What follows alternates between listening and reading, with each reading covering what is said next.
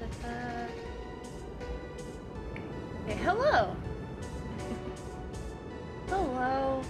Um, welcome to Wednesday stream. Um,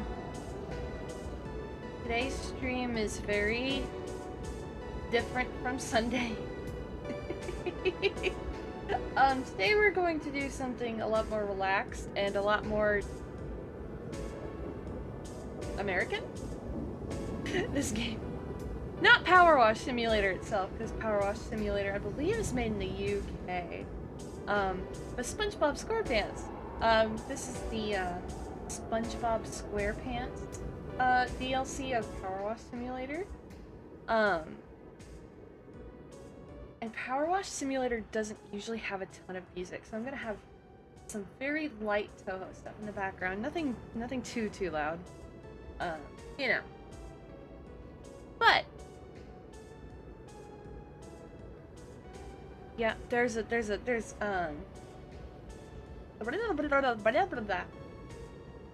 Hello, Prowler! Good to see you! There are 5 stages, I think. Or maybe 6. 6. I think there are 6 stages overall. Some of them are vehicles, some of them are buildings. And there is, like, a little story that weaves them all together, which is great. I love this, and so I was like, for my post Kiwami 2 cool off stream, I was like, let's do something fun and simple and easy. And I think Powerwash Sim is a very relaxing game. Also, thank you for the head pats. I meant to look into maybe finding a voice filter for this before I started, but I forgot because I got distracted. But I will read the little story bits for you. But just know that I cannot do any voices of any characters from this show, except maybe Sandy. But our first mission comes directly from the man himself, the myth, the legend. And he writes, it is a power washer. That is a lot of it is.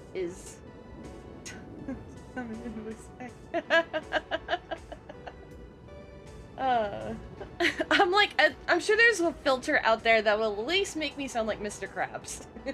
Or Patrick or something. Maybe even a SpongeBob filter. I wouldn't put it past people. But, you know, time. Boy, are we glad you're here. We all woke up this morning to find our house is completely covered in dirt, and none of us can figure out how. Absolutely nothing happened last night. Well, except for the surprise birthday party from my pet snail, Gary. It was amazing. Everyone showed up, even the tube worms from Rock Bottom. And the sea monkeys. And Dennis. Which is surprising, because Dennis was hired to kill SpongeBob in the movie. Hello, loud plane. Is there a loud plane? Is that my... what?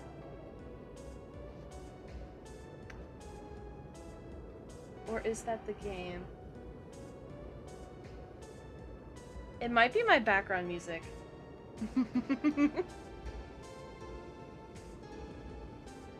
Anyway, sorry. We probably made the most mess by anyone, ever, but we definitely cleaned up afterwards. Or did I fall asleep and dream that bit? Anyway, our neighbor Squidward blames us. He says that if his house isn't cleaned by the time he gets home from making comedy history at the gala, then he'll do something that we'll all regret. If you clean all 3, we'll give you all the Krabby Patties you can eat. I'm sure Mr. Crab won't mind. Maybe. So yeah, we are cleaning the houses on Conch Street, which, if you did not know, SpongeBob's address is 123 Conch Street. I have a feeling I will be randomly spouting SpongeBob facts as I play this game, as my familiarity with the source material is very high. Also, there is a special power washer just for this campaign, which is really cool. And it looks very fitting to the SpongeBob theme, which is nice. But anyway, enough nonsense. I'm just going into the level.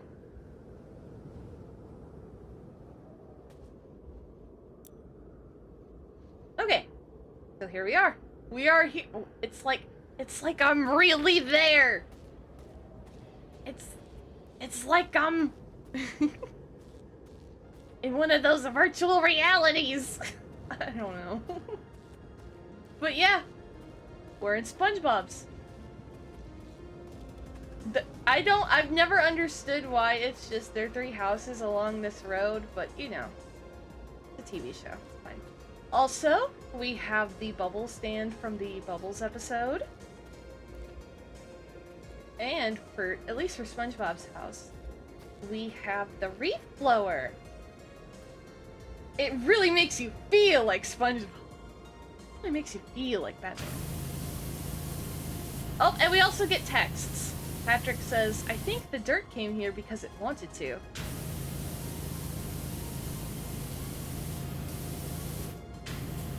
Do you think that, Patrick? If I was a dirt, I'd want to live here, and I'd want all my friends to live here with me. Oh, this is just Patrick saying Patrickisms. But yeah, this is the reef blower from what is actually was created as the pilot, which I cannot for the life of me remember the name of it. But it's the bit that plays right after the pilot episode, where it's SpongeBob and Squidward with the reef blower. With the little shell. That was made as the pilot. Whoever thought of this collab is genius. I know! This is the best one they've done. I've played through both the Tomb Raider collaboration and the Final Fantasy VII one. I can appreciate those for real, especially the Final Fantasy one. It was very fun to just wash the giant robots.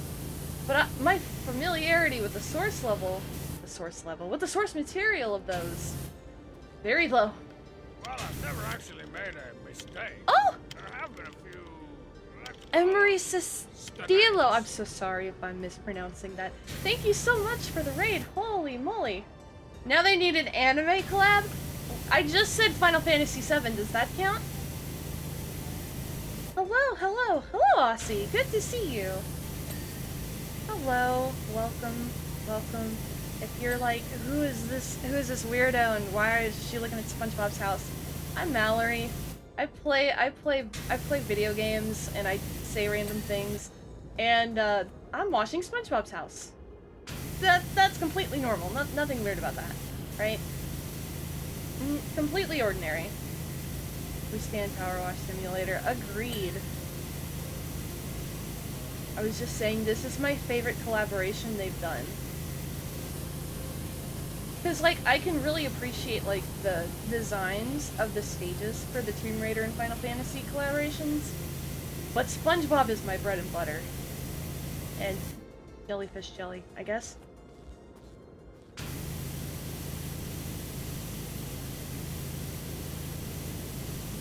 But yeah.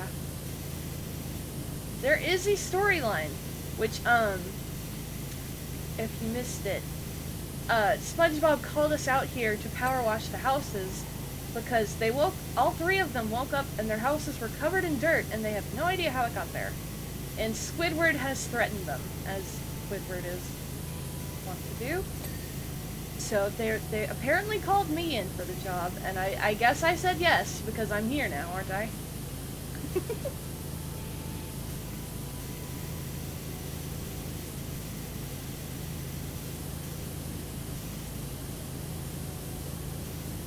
But yeah, I'm just hanging out on Wednesday night. We just finished up Yakuza Kiwami 2 on Sunday. That was fun. That was a bit of a emotional roller coaster, as every single one of those games have turned out to be. Oh, my stomach hurts still thinking about it. I'm not going to lie. I mean, it's a great game, but man.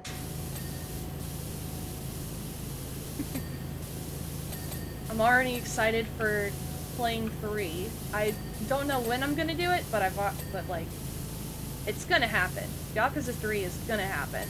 I'm probably gonna end up playing through all of them because they've all been so fun so far. Yeah, I think that's the one. This method okay.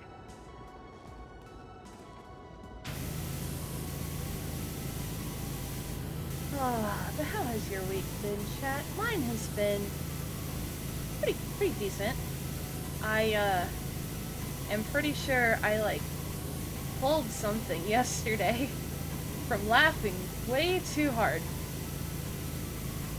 And I'm suffering today, but it's fine because I'm suffering with laughter.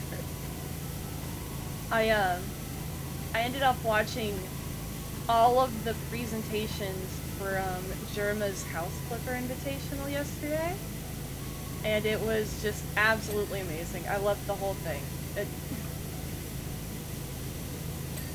That was some top tier entertainment. I laughed so hard at some of the things that they built and designed to show off to Jerma.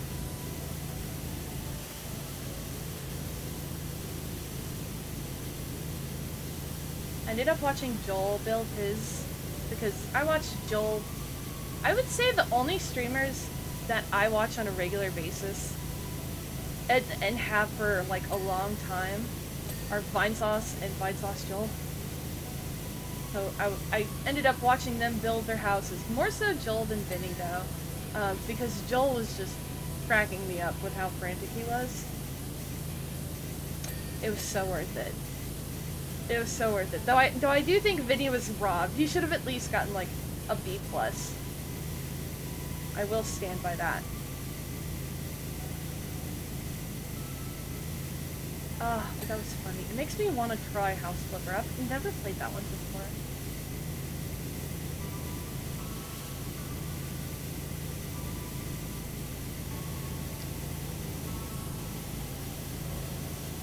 I'm gonna need a ladder at some... Wait, what is this box? I do not remember. Oh, it's the imagination box! Imagination. I'm surprised it's holding up to this much water. I understand that it's the underwater variant of cardboard. But wouldn't even the underwater variant of cardboard get all soggy when exposed to, like, this much pressure? Or at least get a dent in it or something. I don't know. I've never used a power washer on a cardboard box before. Never really gotten that opportunity. But I assume that a power washer... I almost said a power wash simulator. I am tripping over my words tonight. That's fine. Never gotten the opportunity to shoot a power washer at a cardboard box before. When you grow up on a farm, there's not a lot of opportunities for power washing. You know? That's part of why this game is so appealing to me, I think. It lets me live out my fantasy of actually power washing stuff. If you power washed cardboard, it would probably destroy it. See, that makes me want to do it even more now. Just to try it, just to see. But I really don't need to buy a power washer.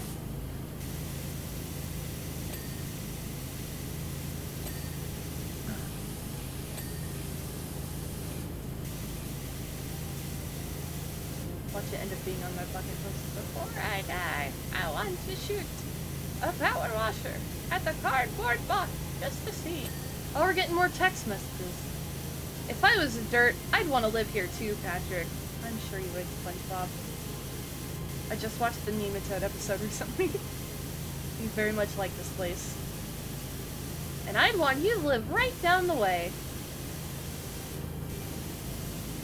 Unfortunately, I cannot do SpongeBob character voices that well. Maybe Sandy, maybe Gary, maybe. And I'd want a dirty little Squidward to live just next door. Oh, goodness gracious.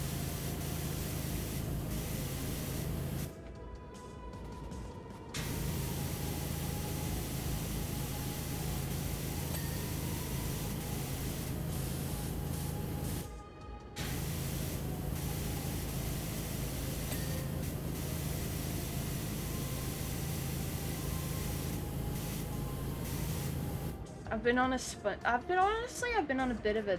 It'd be great if I could speak. I've been on a bit of a SpongeBob like, revival binge lately. Um, I watched the movie on Monday for the first time in several years. And if I'm being true to myself, the SpongeBob movie is probably one of my favorite movies ever made. I love it. I love every bit of it. I still can't wrap my head around the fact that I can fucking hear Lemmy from Motorhead in the SpongeBob movie. That blows my mind every time. And I forgot that the Flaming Lips did a song for it as well. Which you only heard it in the end credits, I think. But, again, it's a Flaming Lips song about SpongeBob SquarePants. 2004 was such a crazy year. I mean, that was the year Half-Life 2 came out as well. So honestly, banging year for media. We got the SpongeBob movie, we got Half-Life 2. And then we're good until 2007. That's when Portal came out.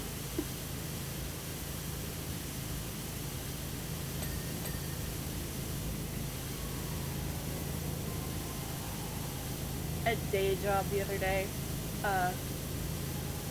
talking to a coworker, and they were like, "Oh, so you're really into like the video games and stuff?" And I was like, "Yeah, I play. That's what I do in my free time, you know, when I'm not working." They were like, "Well, what's your favorite video game?" And I had to sit there. I had to think, because I was like, "Okay, I could get into specifics, but I would also probably scare this person off." Because you can't just ask me what my favorite game is, because I'll sit there and go, for 10 minutes while trying to rate them in my head. Because there's too many games that I would consider to be a favorite game. And, if I remember correctly, this person was not the most, like, video game literate. Like, they're very, oh, Mario Brothers, you know? That's what the kids are playing. I had to stop and think, and I was like, if I had to tell someone just generic, a favorite video game, one that they might have heard of, I was like, I would say Portal. And it's kind of true. I genuinely think Portal's probably one of my all-time favorites. Both of them, but, you know. One is just such a classic in my heart. I've probably beaten Portal more than any other game.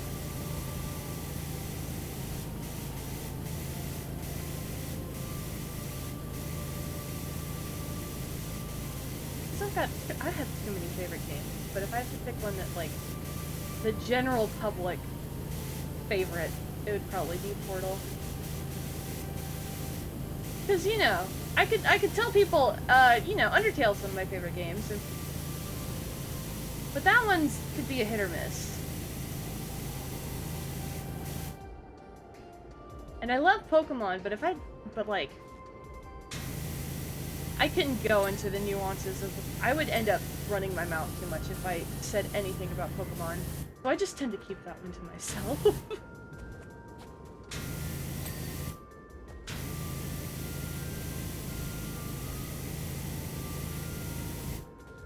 Anyway, SpongeBob's house is kind of easy to stand on. That's nice.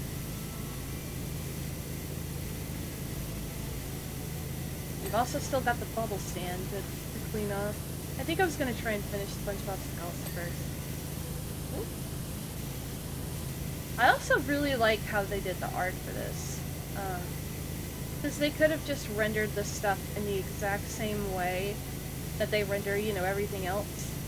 You know, the universe of Power Wash Simulator is very cohesive. I very much like it. Ah, frig. Dang it. I also saw that I missed some on one of the windows. Do that really quick.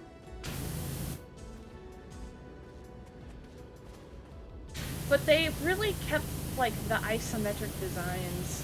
Is isometric the correct word? I'm not sure. But, like, things are drawn in that SpongeBob-y style. You know, I mean, look at the sky. The sky is fantastic. The art direction really went off on this, if you ask me. Let me move this. I also enjoy the sound effect. And the scaffolding is themed too. I mean, it's this DLC is very much like, I feel like love was put into the details, and it really shows. Because, you know, this is the type of game where you're paying a lot of attention to the environment. Because, you know, you gotta wash the dirt off of the environment. Oh my god. There have been a few... Oh goodness! Today, Titan! Thank you so much for the raid! Holy crap! That is crazy. Hello. Hello, nice to see you. We are washing SpongeBob's pineapple. Who knew a pineapple could get this dirty, you know?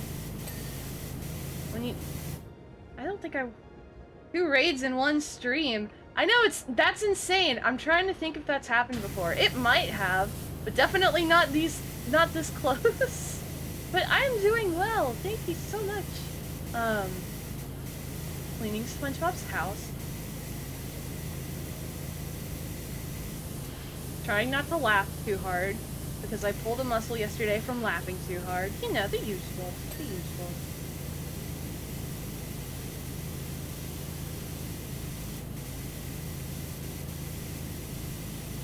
I was cleaning the washroom. Ah, yeah, the washrooms takes... Well, no, the washroom is the smaller one. The subway station is the one that takes forever. For me, anyway. You what? What muscle? One of my, like, abdominal muscles. I was watching Jerma's House Invitational, and it was really funny, and I laughed really hard.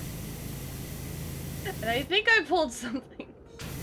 But it's okay, it was worth it, because it was so funny.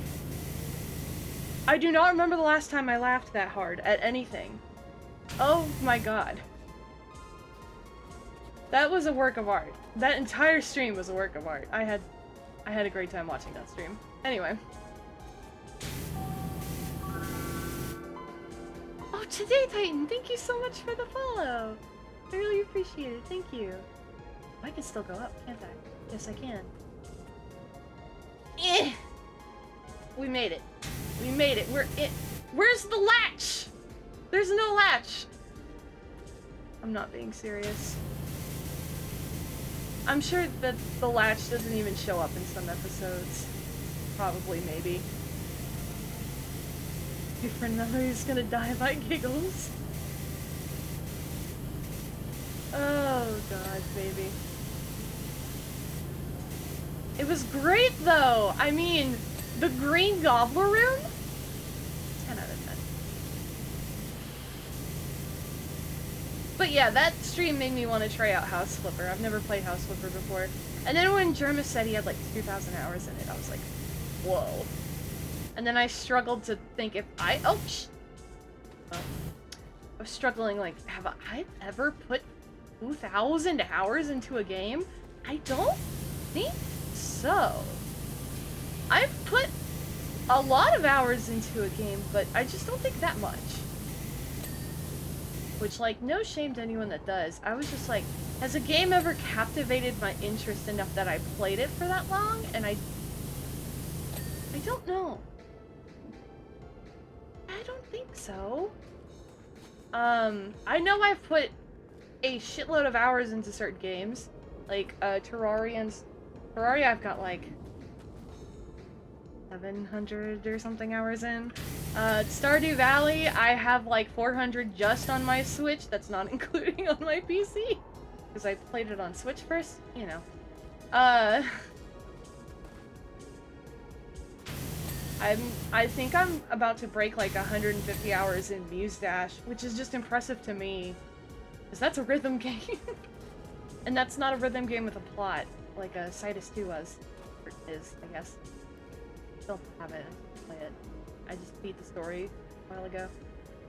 Let's see. All the leaves are good.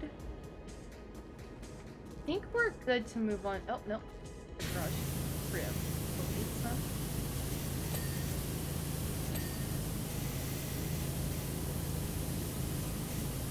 Oh, we've got a spot down here, baby. There we go. Alright. Now I think we're good with SpongeBob's house. So now we can move on. And if we have to come back, fine. I don't I think I've only ever played in the hundreds range. Well, thank you so much, Titan. Thank you again for the raid and the follow. Yeah, I think I've only ever played in the hundreds range as well. But I feel like I've gotten close. Like Terraria, I've got like 700 something hours in that. Stardew Valley, I probably have over 500 total. I'm so glad that, like, I can't track my time on any of my Hoyoverse games. Because I would be scared. Genshin I only played for like a year and a half. Then I kind of fell off with that one. But I know I got way too many hours in that one. Because that was my big pandemic game. I would literally... There was a short period where I wasn't working, and when I wasn't working, I was either playing Animal Crossing or I was playing Genshin Impact. It was really bad. And then like Honkai Impact 3rd, I don't want to know. I don't want to know. It's probably too much. I don't want to know.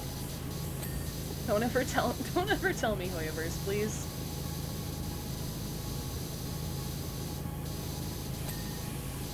Okay, and then there's also one here. Okay, alright. There we go. Okay. And the bubble stand sign is finished. Bubbles, 25 cents. Lesson. 25 cents. That bubble kind of looks like Navi a little bit, doesn't it? I think TF2 is the most I've ever played. Yeah, TF2 is a game where I would not be surprised in the slightest. Because it's TF2. I didn't play a lot of TF2 myself, but I get it. I was surrounded by the culture for quite a while. I get it. I mean, Portal's probably a big number if you count how many times I've played that game. But that game I can also beat in like 20 minutes. So, you know.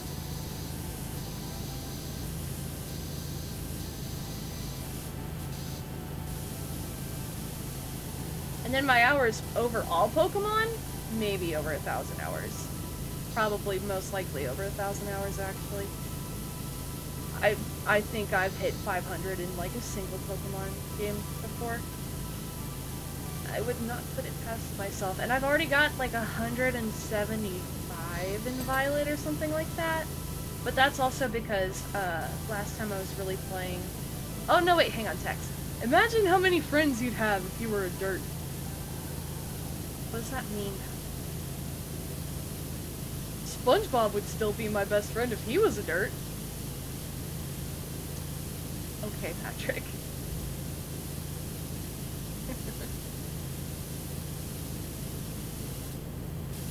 I don't remember what I was saying. Patrick completely made me lose my train of thought. We played so much in high school during summer. Oh yeah. Yeah, like high school was when I knew a lot of people who played it really intensely. I did not because... I don't know why actually. Probably because just online multiplayer has always been a scary thing for me to process.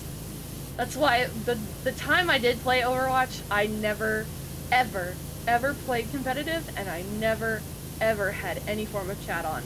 Ever. Like, I want... And even that was a little much for me sometimes. Oh, it's Squid's bike! Not the one from the movie, though. The movie one is like one of the bikes you lay down in.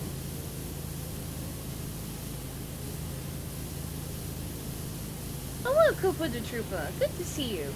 This is the one he was using when he got pissed off over not being over them being like, you can't fit in. And he's like, I can fit in wherever I want. He climbs into like the box that they're in. And they're all squished in there, and SpongeBob says, we've been stuck up here for 3 days. He was riding this bike. And the always... Remember your karma. Immediately falls off a cliff. Oh my god. The episode with Mystery is another one I've watched recently. It is just full of, like, banger joke after banger joke. Especially for, like, SpongeBob. I mean, you've got the entire bit about Patrick with the with the wood on his head and the "Get out of here, you stupid, dumb animal." Why is Squid's house looking like this? They all woke up to their houses covered in dirt. They have no idea why, and they somehow managed to get my contact info. How? I don't know. But I'm here, and I am apparently getting paid. So, you know. We're living large in Bikini Bottom. There is an entire storyline to this campaign.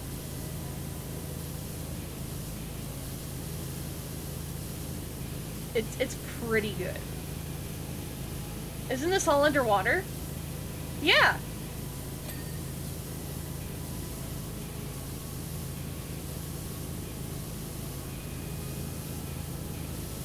I mean, the show's already addressed this. If you've seen the SpongeBob's House Party episode. God, I am not gonna be able to shut up about SpongeBob this whole time. The part where SpongeBob is showing Patrick that they got invites from Patchy to Patchy's house party, and like talking about the physics underwater, and like the ink on the page is all like messed up and like watered down, because you know the ink bled. And then they go, oh well, more fuel for the fire, and toss their invites into a fire that is underwater. One of the best little gags that they've ever done, honestly. How are you even alive then without scuba gear? You know what? If you see at the end when it does like the quick speed recap, you'll see why. You'll see why. I didn't notice it until I was like 5 stages in, and when I saw it, I guffawed. I thought it was like, oh my god. Like I said, they put love in the details of this one. As like as somewhat of a SpongeBob aficionado myself, like I could pick up on like all the little references and things, and I feel like they did a really good job.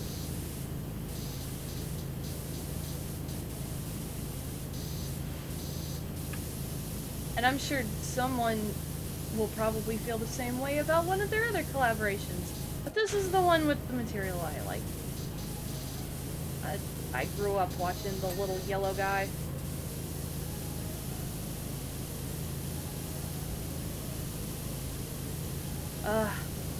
Classic Nickelodeon. Very nostalgic for me.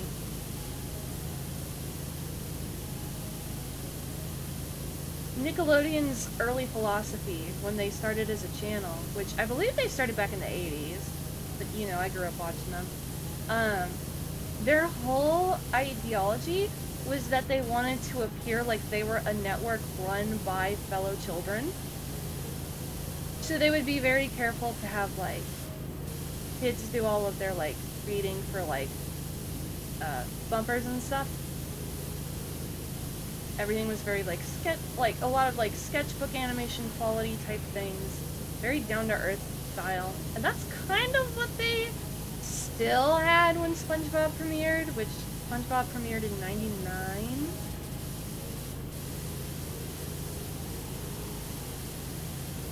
But, you know, nowadays, it's not so much.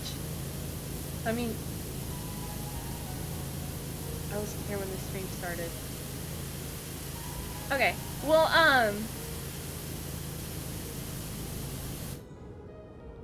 so SpongeBob, Squidward, and Patrick, they had a party for SpongeBob's pet snail last night. I believe it was Gary's birthday. He has a pet snail named Gary. And he was like, no, I cleaned up afterward. But then we all woke up and our houses were covered in dirt. So they needed someone to wash it. Oh, it's all coming back to me now. We did clean up last night. Gary and I got our second wind and tackled the stubborn stains, and Patrick sleep cleaned the rest with the tongue-tied. And Patrick sleep cleaned the rest with the reef blower. That was a tongue twister. Go team! So part of the story is figuring out where the dirt came from. Because obviously you're gonna clean up famous SpongeBob locations, because that's like the point of this entire game. Like, yeah. Anyway, we got Squidward's Easter Island head.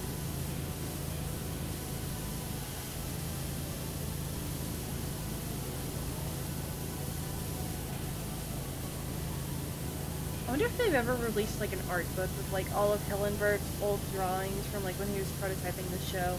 I would buy that.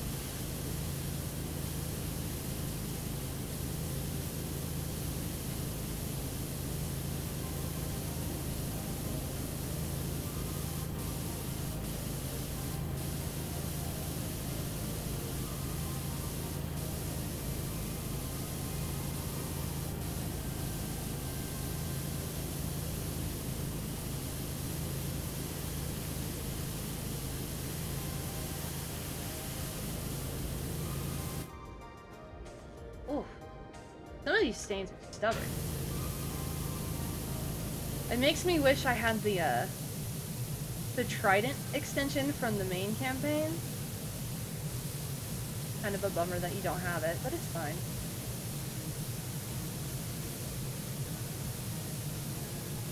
When in doubt, just do this. Right? I love the little spinning nozzle. It makes it so much easier.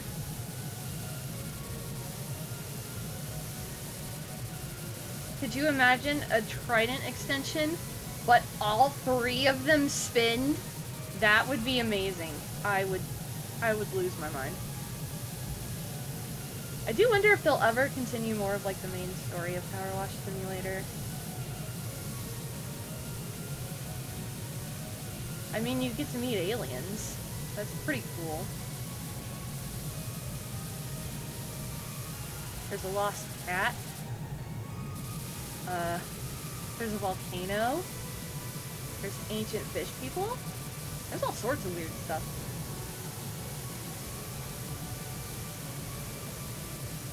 My biggest gripe with the main Power Wash Simulator game is that for some the bonus jobs, you can't use you have to use a specific power wash pedal with each stage.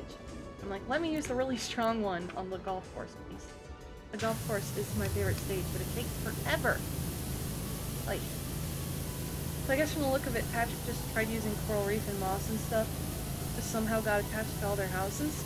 That is not what happened.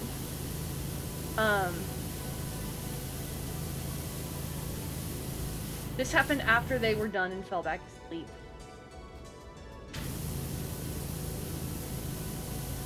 Which, I know what happens, but I'm not gonna spoil you just yet. No spoilers. Not for the SpongeBob Power Wash Simulator campaign.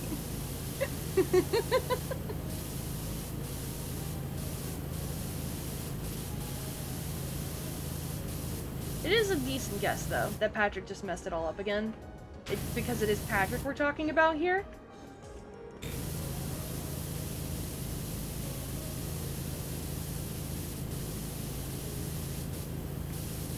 The inner machinations of my mind are an enigma. Cardinal ever.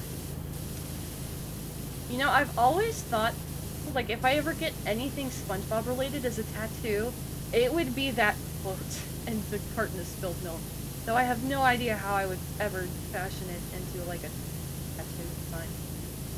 But that is just probably one of my favorite things from the entire show.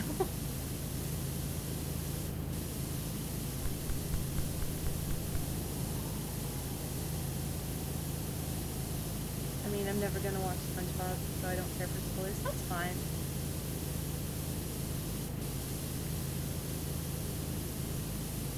Hey, even if it was just you and me, Koopa the Troopa, I would still try and be like, no spoilers. Because you never know when someone might randomly drop in and it lags, and they're like, oh man, she's on stage 1 of the SpongeBob DLC, and I'm like, yeah, oh no, I've been spoiled. I don't even... Like, the chances of that happen are, like, a bit... What is wrong with me in trying to talk today? I swear. But whatever, it's fine. We're having a good... This is just This is meant to be like a chill, post-crazy Sunday, like, ramping back up into some more variety content stream, you know. Finished Yakuza Kiwami 2 on Sunday. It was so much fun. I love streaming the Yakuza games, but boy howdy, they take their toll on me in an emotional manner. Because those games are very well written.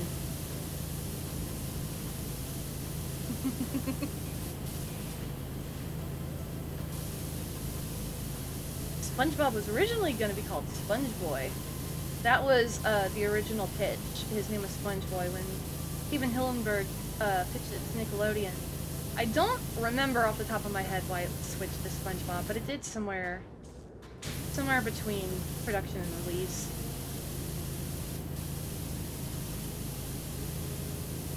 And if you're unfamiliar with SpongeBob lore, the pilot episode, Sponge for Hire is the name of it? Something for Hire. I don't remember the names of the episodes very well, despite I've seen them all hundreds of times.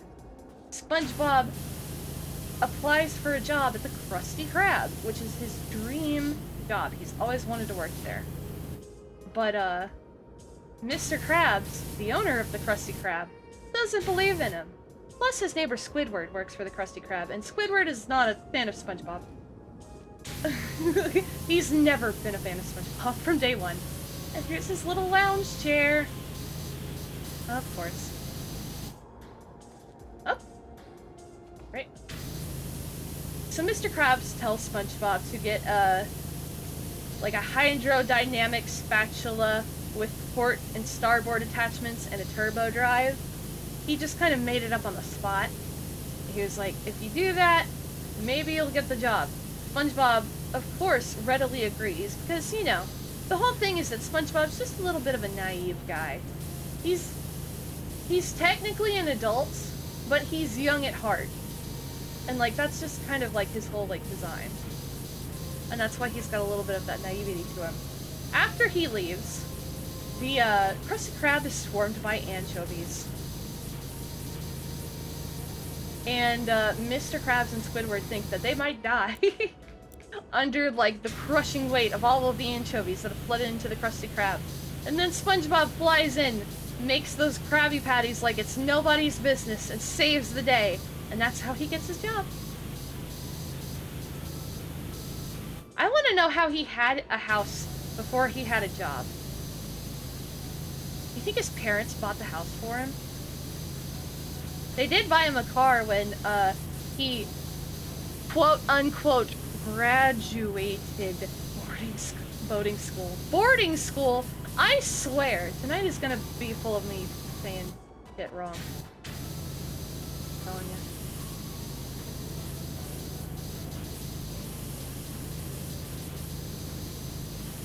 And I also get that not everybody likes SpongeBob. I get it.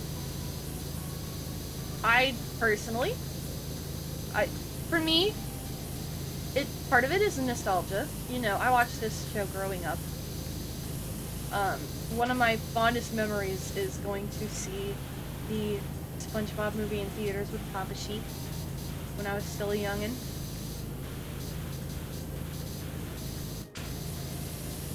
Part of it is just, I don't know, there are, like, once you get past Tom Kenny's voice, the writing in at least seasons 1 through 3, some of early 4, are superb for a children's television show.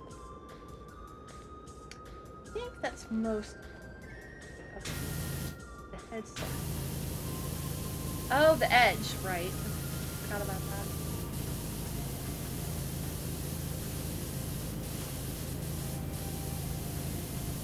Thank God there's not fall damage in this game.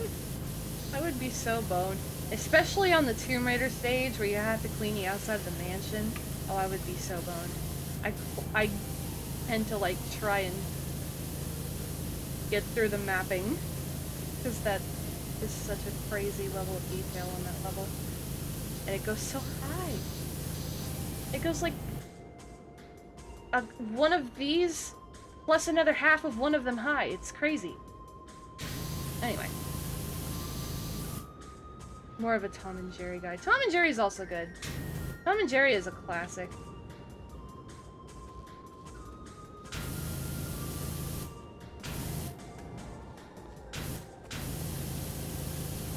It's definitely a little bit more, slapstick focused, though. Which, you know, of course, like, classic 60s cartoons, you know, a lot of them were... Not all of them, but a good amount of them had the slapstick humor, which, I don't know, I would assume came out of, like, vaudeville and, like, the Three Stooges and stuff. So if the dirt was dealt with, but our houses were all filthy again by the time we woke up, that can only mean one thing. What does that mean, SpongeBob? Tell me. We're off the hook! Oh, that means you're not gonna get in trouble with Squidward?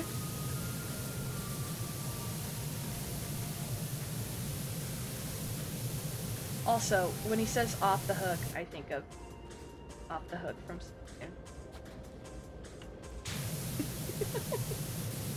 Oh, that's a game I haven't played in forever!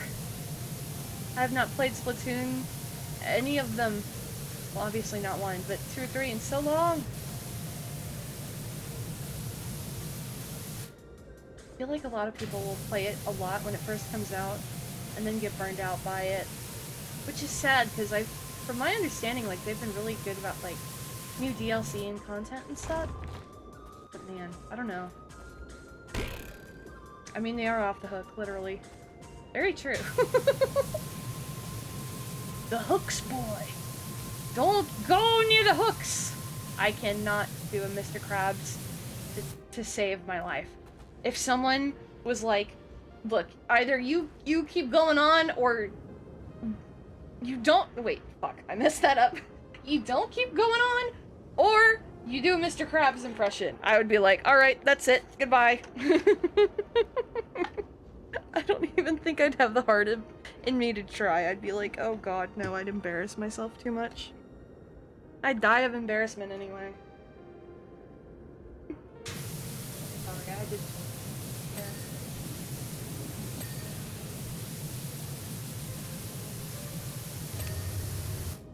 Okay.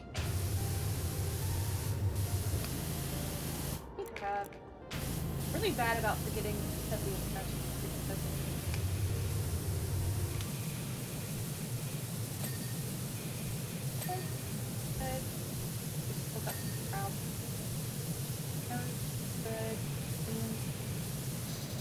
Okay, I think we can run to Patrick.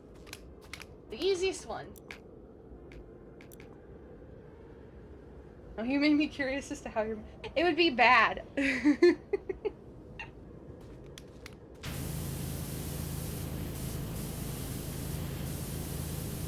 I am not good at impressions. I wish I was better at them.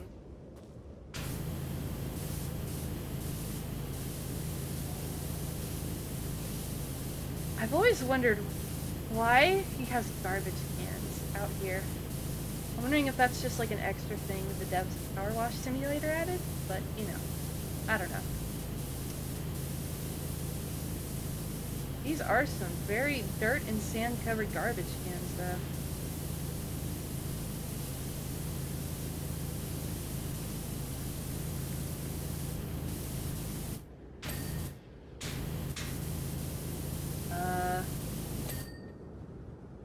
Ahoy, me bucko!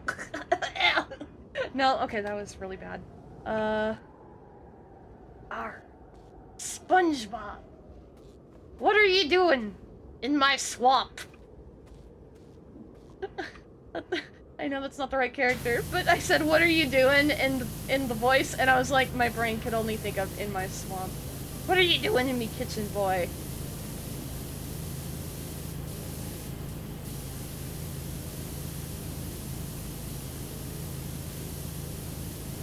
It's just a rock.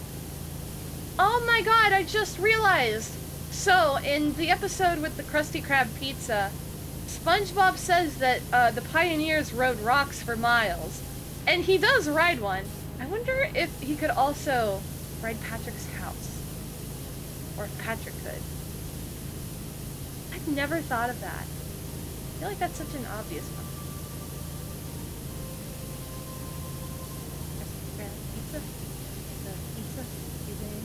Oh, thank you, Koopa.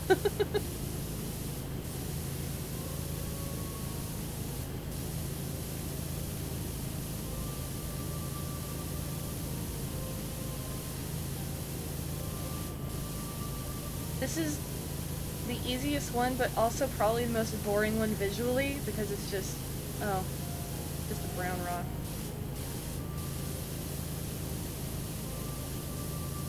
Hello, Bubble. Unfortunately, you cannot interact with the bubbles or the jellyfish. Believe me, I've tried.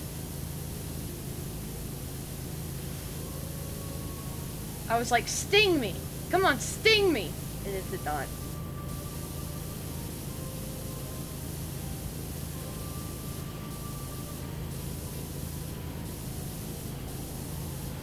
It has taken me a long time just to do this one stage. 3 houses at once is a bit. But it's fine. You know, we're just hanging out having a chill time. Washing some houses under the sea. Not just the pineapple.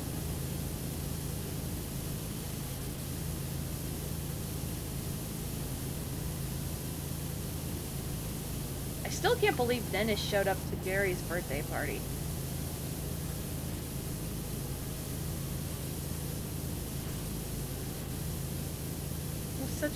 That one was such an interesting and vague call out too. And Dennis. Like, you mean Dennis, the one that that was hired to murder them in the movie? Played by Alec Baldwin?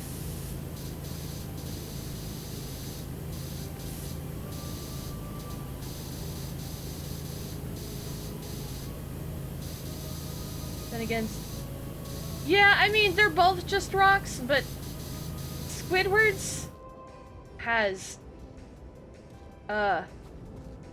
ears, I guess that's what the game's calling them, and a nose, and yeah.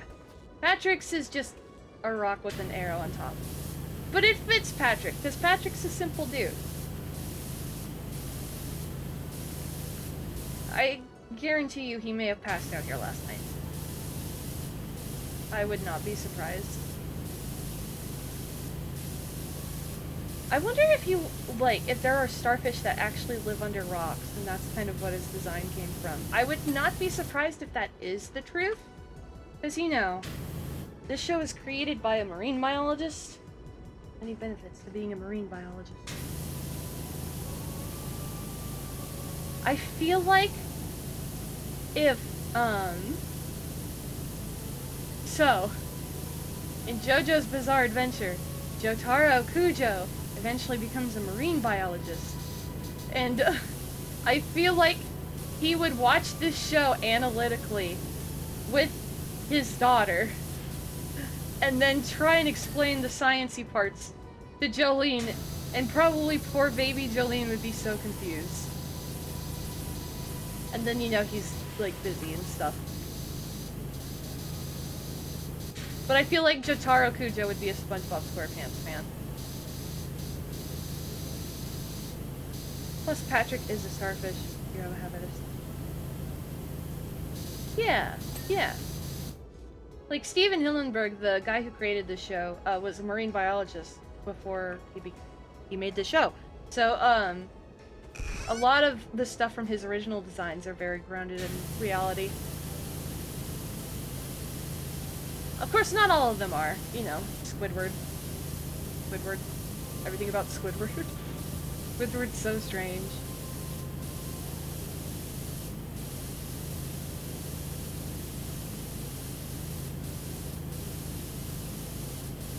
And then we clean the underside of it. At least we don't have to clean the floors.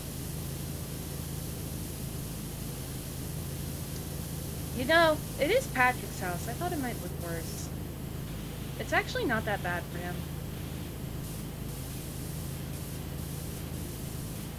Who wants to eat a Krabby Patty at 3 in the morning?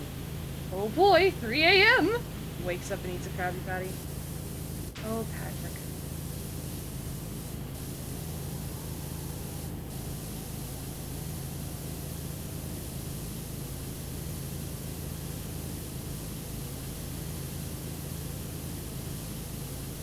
Kinda weird how you can interact with the house and not the jellyfish or anything.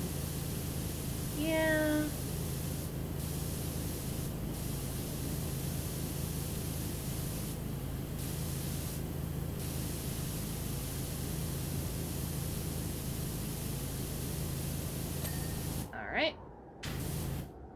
gotta do the little... Okay, this guy's all clean. Right? I think we're almost done. Which is great! The next stage won't take us long, I don't believe.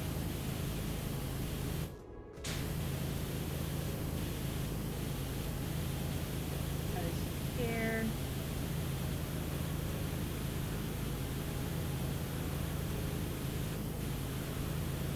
Oh.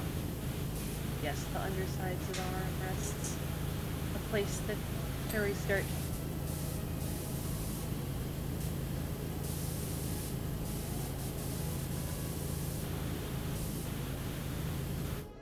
Oh, get rid of that. Hop up, me. There we go.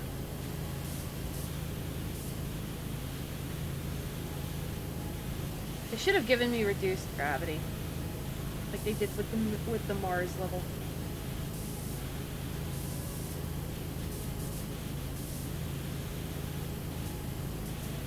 How high is the power force if the water from your machine is cleaning stuff, despite it all being underwater?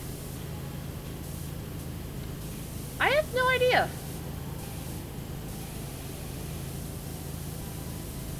Made a Wonder Quest reference. I don't know what Wonder Quest is, I'm sorry.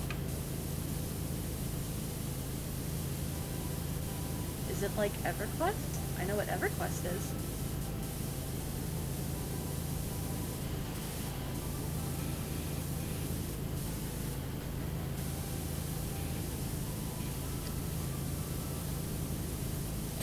There we go.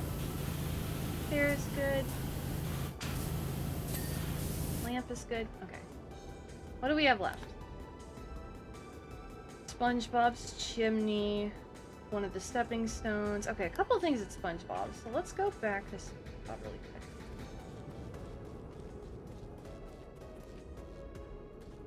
Let's see, one of the stepping stones. Oh, right, I can't do this. Very handy.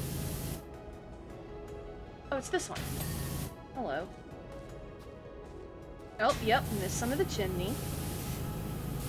There we are. Let's... Two of the pineapple panels, and then probably one or two of the upper and lower ones. These two. And there's one, and there's two. Bottom ones, there's 5. Okay. 4. 3. Not that one. Or that one. Yep.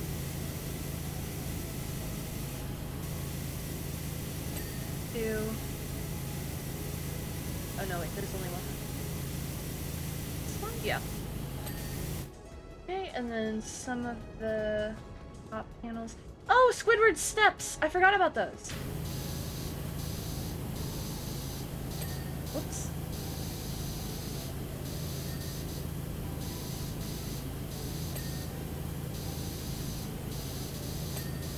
Okay. And then some of the top.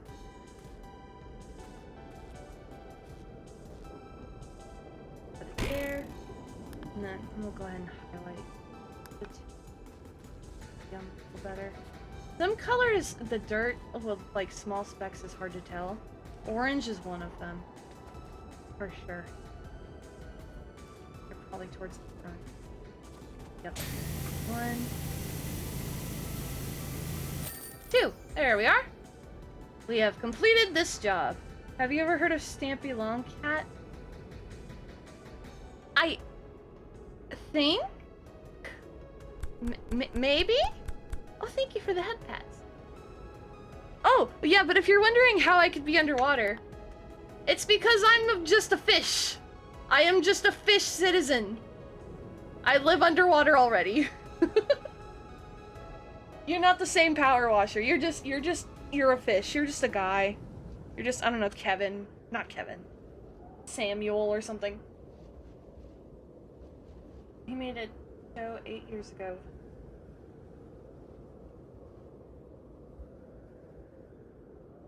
You know, I think I've heard of the name, but it's just I recognize the name and not much else. But, okay, okay. I gotcha. Okay, what is SpongeBob saying? Barnacles, be gone! Your angry little squirter is a wonder! That is such a weird line. Sandy's gotta see this thing. She's gonna love it! Can't. Alright, next we're going all the way to rock bottom. We gotta wash a bus! And now we're getting an assignment from none other than Squidward Tentpoles. Excuse me, tentacles. Ahem. Allow me to introduce myself. I can't do these! Squidward Tentacles, artist extraordinaire, virtuoso clarinetista, cultivator of taste and talent. Pleased to meet you.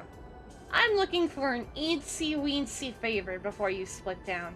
You see, the Bikini Bottom Gala Night is being held at Fancy this evening, which is a real place in the Spongeniverse.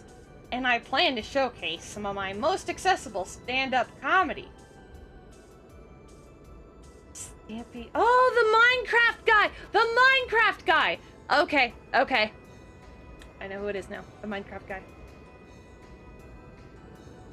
I'll be warming up the audience with some one-liners to begin with, and so try to few out on the bus into town. But just as I was getting into my flow state, the bus driver inexplicably let go of the wheel and covered his ears. I guess he must have developed some kind of rapid onset ear infection. It's 'cause Squidward's jokes were bad. Consequently, the bus careened straight off a cliff and down the incalculable distance into Crush County. Luckily, it soft landed in the sludge and survived the immense pressure and journey back. But we need to clean it up so I can write it in time for my set. If you could fit us in, I'll tell you my best joke. So we gotta clean a bus! And that was... I feel like I could do a better Mr. Krabs impression than a Squidward one based if that was my Squidward impression. Oh, the joy. But yes, we are in Rock Bottom. That goes back up to Bikini Bottom. It's got the candy machine and the kelp snack and the sign and the bus station, though you cannot go into the bus station, unfortunately. And the restrooms! It has it all! Ugh, the Rock Bottom episode scared me as a little kid. Spooked me to death. Oh, you're doing it! Terrific! Here's my best joke. Oh, please don't, Squidward. I'm good. I don't need a joke. I promise you, Squiddy. I'm alright. What's gray, has 8 legs, 9 brains, and dies after mating? I already know the answer. Squidward, that's just a trivia question. It's not a joke. Oh no, wrong book, hang on. Yeah, that sounds like the wrong book. I don't understand your accent.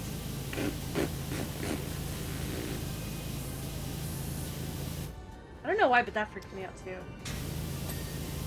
Just like the fact that they couldn't understand him unless he was doing raspberries in between his words. I was like, that's spooky. Imagine living in a world like that. You know.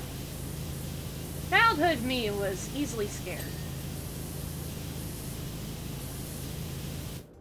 The next bus to Bikini Bottom. Oh. Why didn't you say so? The next bus leaves right now. And then he closes. Absolutely savage. Poor SpongeBob.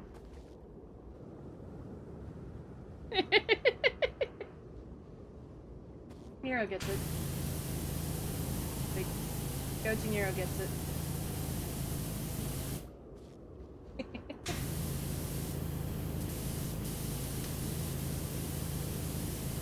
Majima.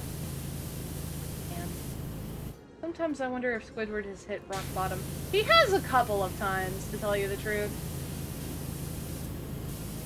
This one might be a new low for him, though.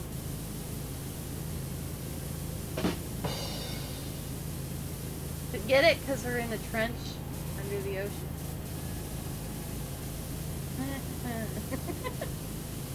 Oh, man.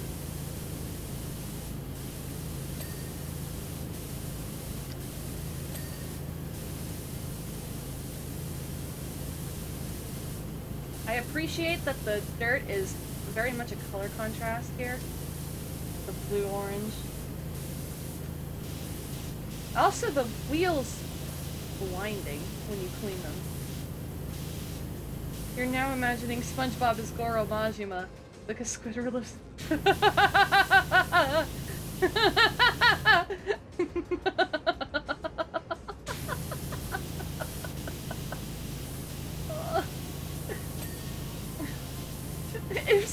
Wait. If SpongeBob is Majima, then who's carrying who? Wait a minute. What book was that? Or more like, what book was that? Probably be a more accurate read. Life cycles of the octopus. Is this someone's idea of a joke? Who gave me this?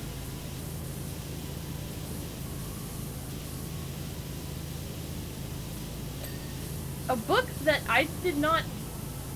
all my love, mother.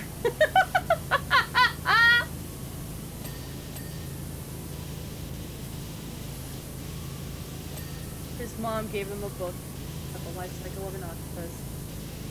Would you ever eat canned bread on stream? They have it! Canned bread! He lives in the SpongeBob Everywhere system except for that episode. That is like the episode where he breaks out of it.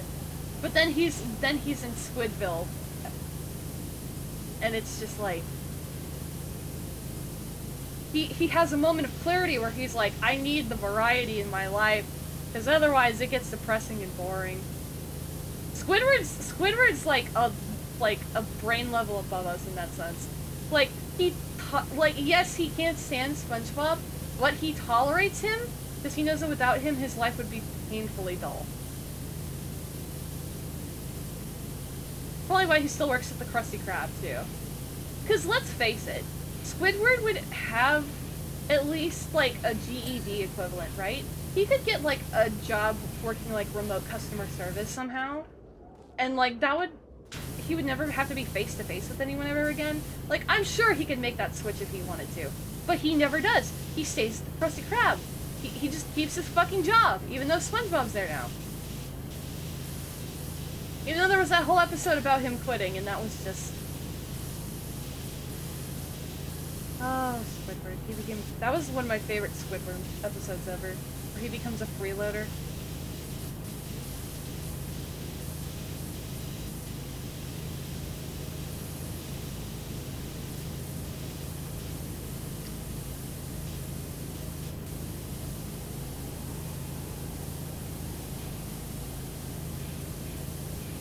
I still kind of wish they'd had his, like, lay-down bike in this, but it's okay. I will take the regular sitting on it bike. I'll take what I can get.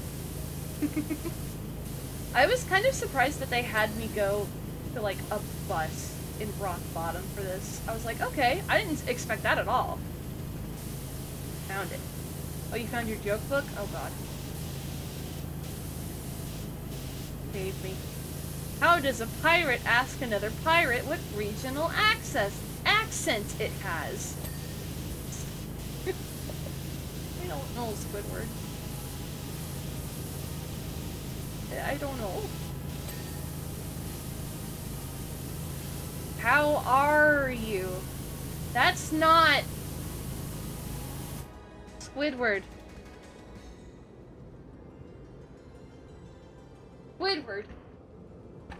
Squidward, that... no, that's terrible. Stay with me.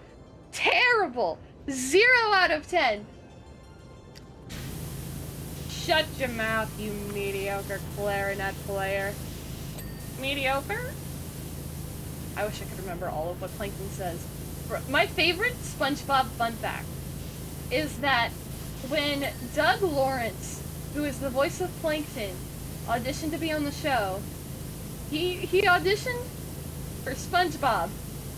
So, I feel like that first Plankton episode we get with the mind control, that's what we could have gotten. We could have gotten SpongeBob with that voice all the time. And I think about that a lot.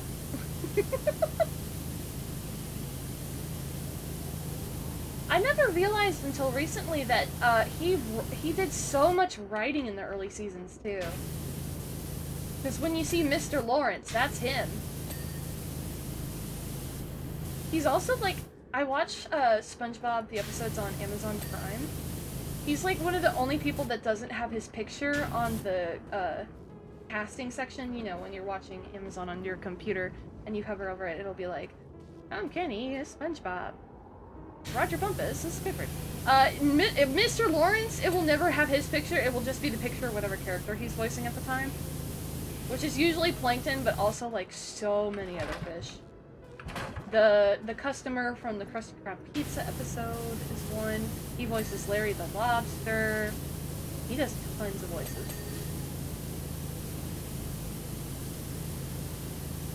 He did the famous. Hang on for a second. He did the famous. Oh, brother, this guy stinks! That's Mr. Lawrence.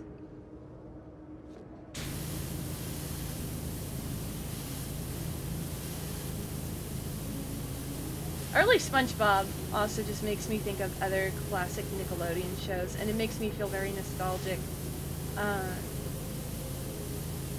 Especially probably Rocko's Modern Life and Rugrats. Those were the three I watched a lot when I was little.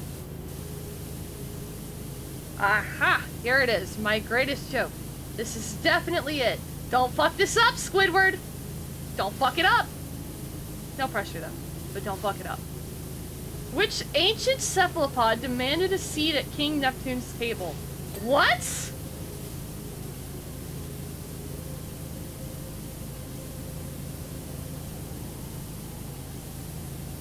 What? The Ammonite. Is that a joke? Is it like like King Neptune's table, like King... Oh, yeah. I had to think about it for a minute. It wasn't very funny.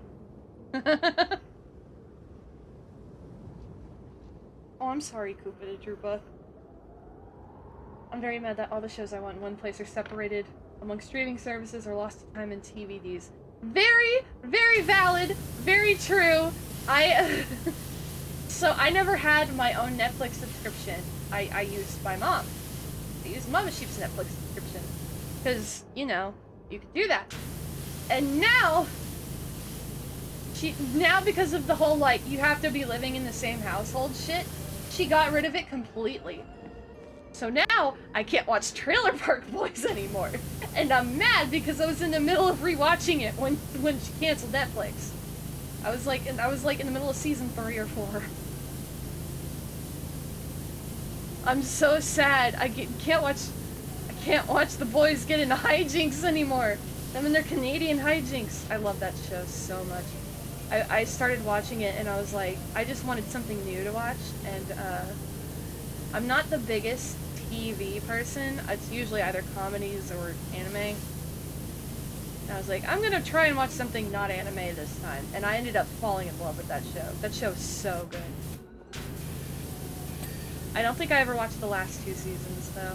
But I got pretty close to finishing the whole series. And I never saw the movie they made either. Which, if I remember right, the guys that make Trailer Park Boys, like, Ricky and Bubbles and, Julian, like, they're actors, made a movie. And the movie they made is the movie with the most swearing in it of any movie ever made. I think. I don't remember what it's called, though. Kinda wanna watch it.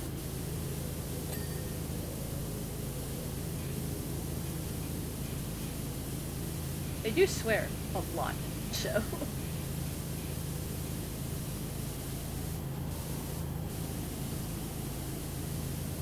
Oh my god, imagine Power Wash Simulator, but you get to clean the goddamn trailer park. I'd lose my shit. I'd flip the fuck out.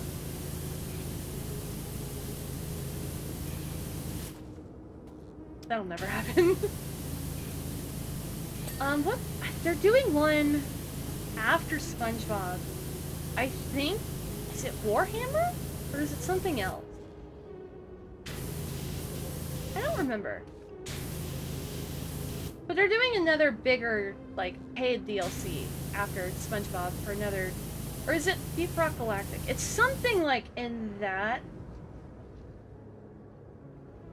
variant area of, like, games. Like, the fantasy stuff.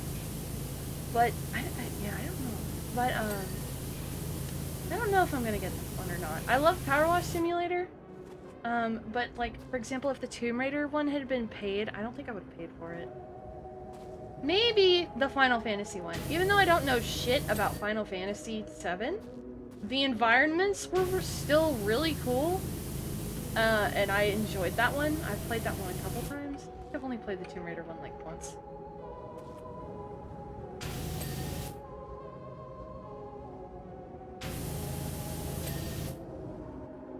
I liked cleaning the giant robot. And then you go back to the guy who does the robots, and he's like, that Cloud Strife fellow destroyed the robot you cleaned. And I'm like, okay. I'm just here to clean shit. I don't care. Someone's gonna clip in and out of reality one day. Maybe. It's like that one episode of Ed, Edd and Eddy. They were just straight up fucking flipping in and out of reality in that episode. Where they ate the moon and took out Jimmy's outline. Another show I love. I used to take this bus to school every day. Patrick, where did you come from? And I don't believe you. Not for... And every day I'd have to give it back. Patrick, infinitely funnier comedian than Squidward, confirmed. Squidward is a lot of things, but he is not a comedian. No. Stick to the music, my guy. I forgot they had, like, a guy... There's an episode in a later season. I don't remember which season. But I'm pretty sure it's like Kenny G, but a squid. Thought that was pretty good. I like that one. I think Squidward actually, like, got the good ending on that episode. Like, he got to play in front of an audience and they liked it.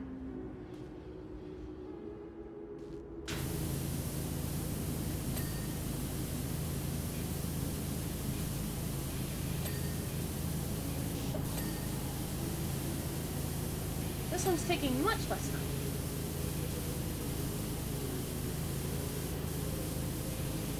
We'll be done with the clothes, plus, soon. Hopefully. Then we can move on to our next little adventure.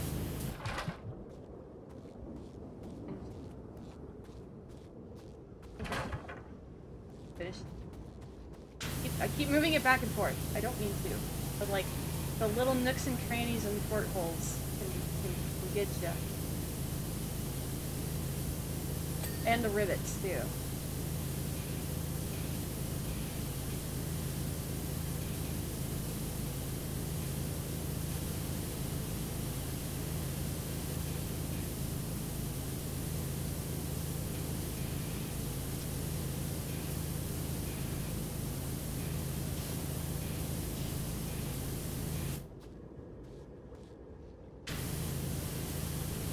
Move it to...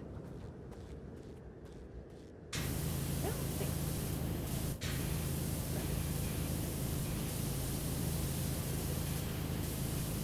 I think it's just the front that's still there.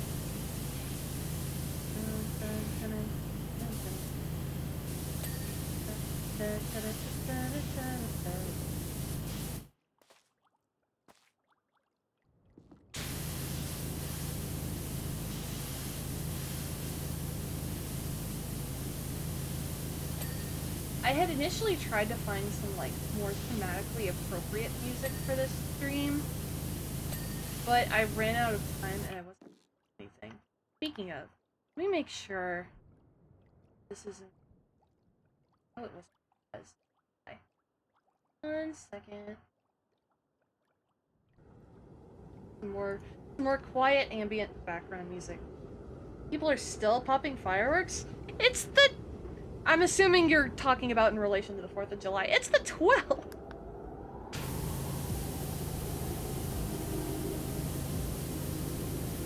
Man, when I was a kid, we only did fireworks on the 4th. But then, my big broski and I would get extras of just, like, the sparklers and the little poppers, and we'd play with those for, like, 2 weeks. But not, like, any of the big cloud things. Nothing like that.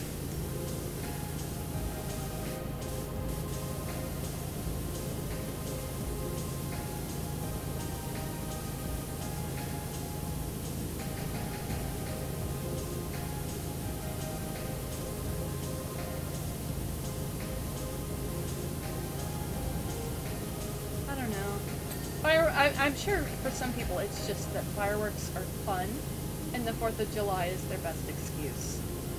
I wouldn't be surprised. I mean, I get it. I very much enjoyed shooting off fireworks when I was a kid.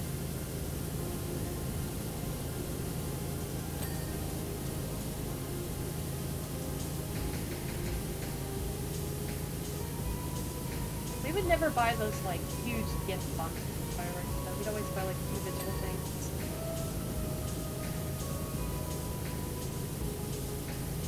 I don't know, it really depends on where you live in this country. Because I know in some parts of the country, you can't even shoot off fireworks, like, it's not legal. Alright, 3, 4, 5...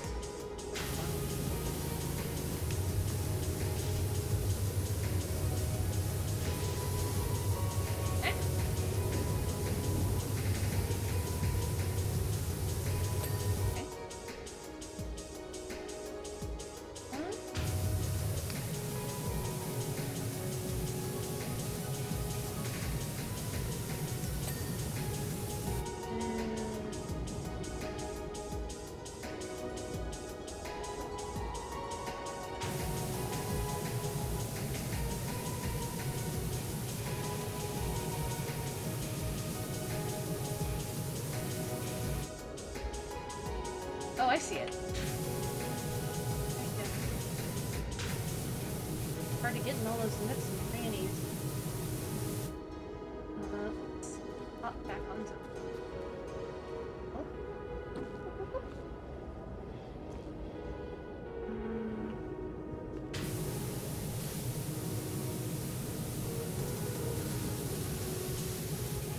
Trying to get some carrier.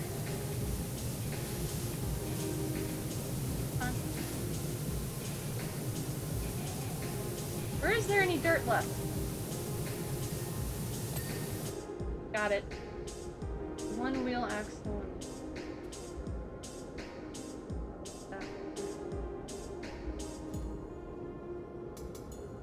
That one. Oh. Oh, it's that one over there. I see. There's the axle, and I think for the inner wheel I gotta go. I'm gonna do it the long way. Maybe. No, it's not that inner wheel. Never mind. I'm wrong. I am incorrect.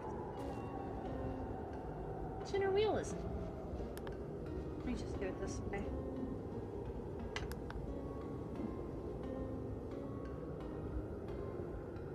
It is one at the back.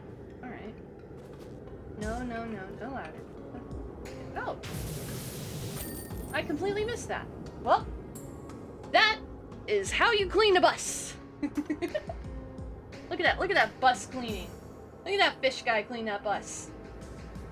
Look at that guy go. Hot damn. It took me more time than I expected to clean the bus. I never thought I'd say this, but that looks as good as new, if not better. Thanks to you, the people of Bikini Bottom can get a real taste of what sophisticated humor and song should sound like. Sure, Squidward. Like sure, Jan, but Squidward. I'm going to take like a quick, like maybe 2-minute break. I need to go refill my water. So I will be right back, and when I do get back, we will continue down this sponge-tastic journey, if you will. Thank you for your patience, always.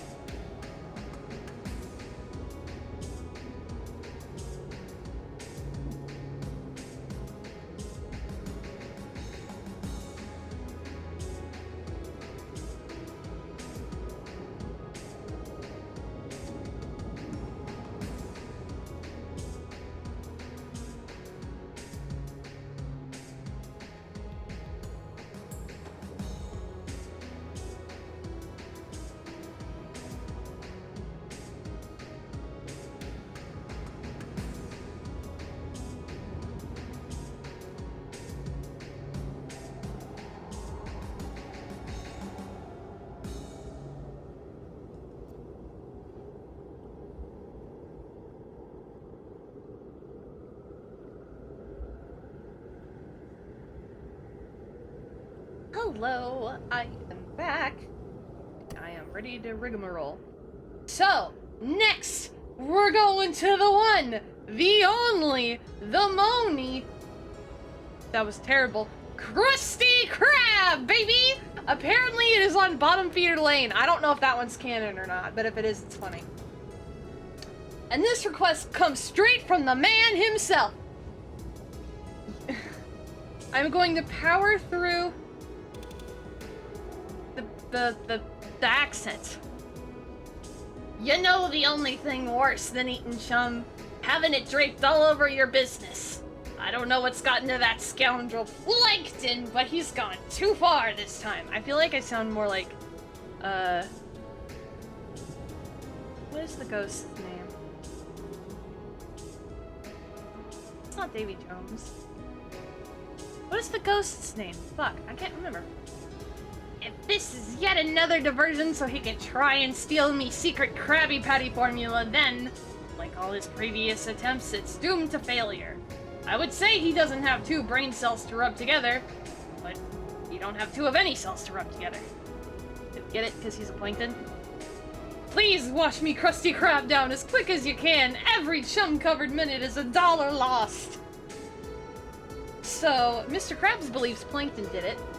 Makes complete sense. Honestly. Honestly and truly. Those two have been at war for a long time, depending on which bit of lore you take as canon, because there's some contradicting lore, if I remember correctly. What are you doing washing down the Krusty Krab? Oh, it's Plankton.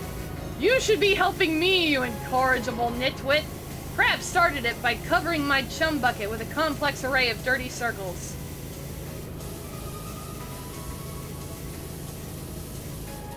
Dirty circle? Oh god, hello.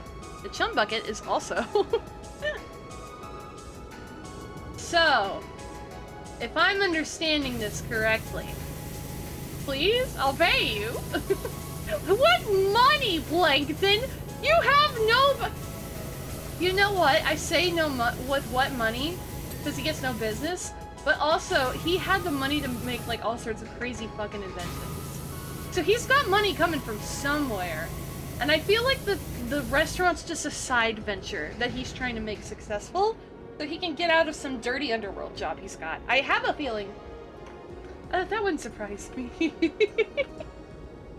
Not one bit. Anyway. We'll do the crab. We'll do crabs first, and then we'll go help the little guy. I think the Krusty Krab is more interesting to wash either way.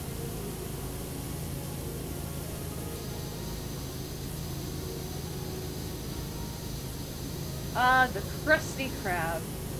Home of the Krabby Patty.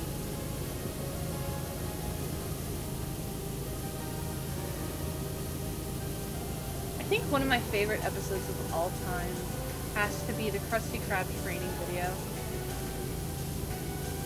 Where they tease on how to make a Krabby Patty, and then that's when the episode cuts off.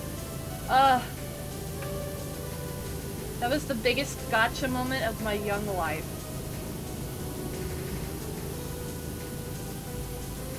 I wasn't exposed to, like, a ton of movies with, like, an ambiguous ending or, like, the future is uncertain type deal, right? Because it's kind of in that same category of, like, oh, you're finally gonna learn what's in the Krabby Patty recipe. Nope, that's the end of the episode. I had never been exposed to such betrayal in my young life. Also, that episode is just funny. Sounds like a lot of hoopla! Hoopla! Monk chucks a brick at him.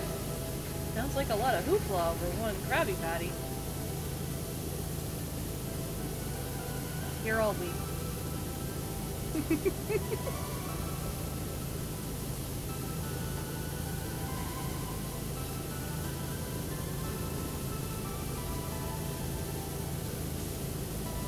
Chat, if you could power wash the dirt off of any series, what series would you want to play in Power Wash Simulator?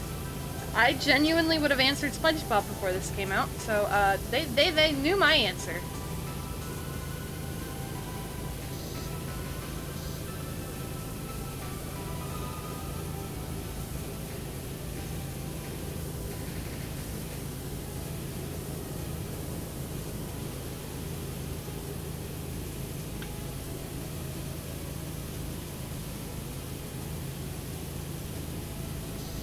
wish you could see inside. It's a tragedy that you can't.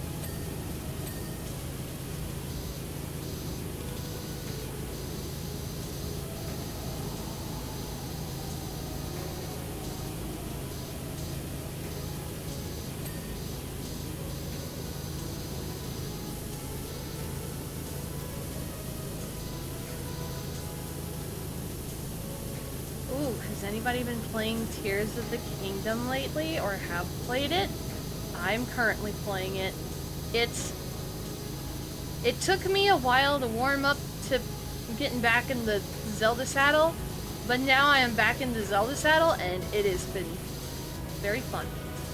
I've had a lot of good times so far. I've gotten 2 of the main temples done. I've gotten a bunch of exploring done, you know. I have, like, a side quest list, like, 2 miles long. You know, Zelda game.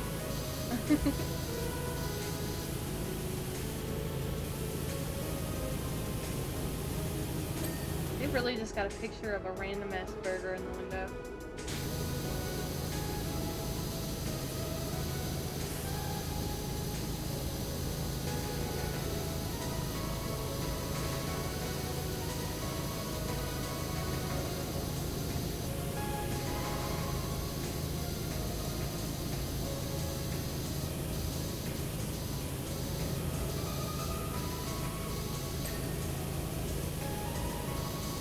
Pikmin 4 comes out pretty soon, I think.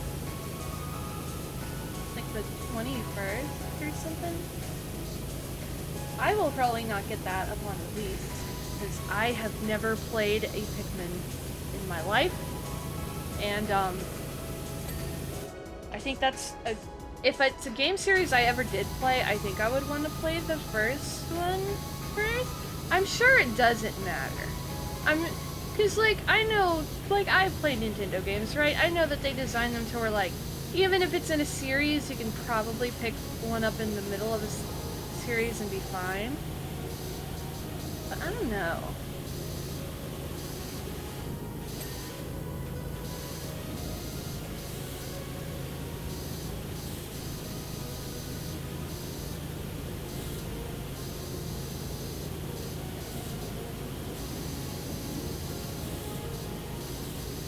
Maybe I could play that on stream one day. I don't know.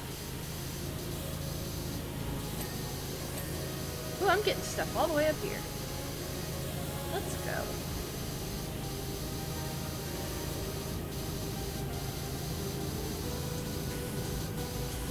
It's just so satisfying to wash all this dirt away.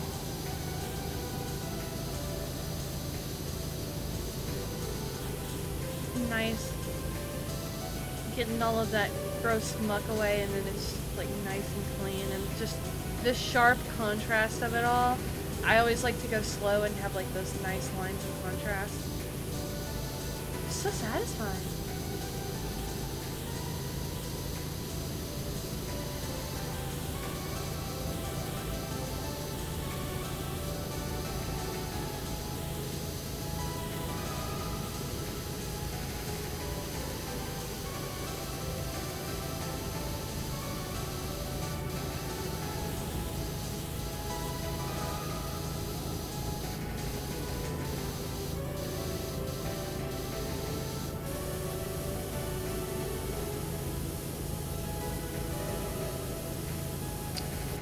A surprisingly tiny establishment, now that you look at it.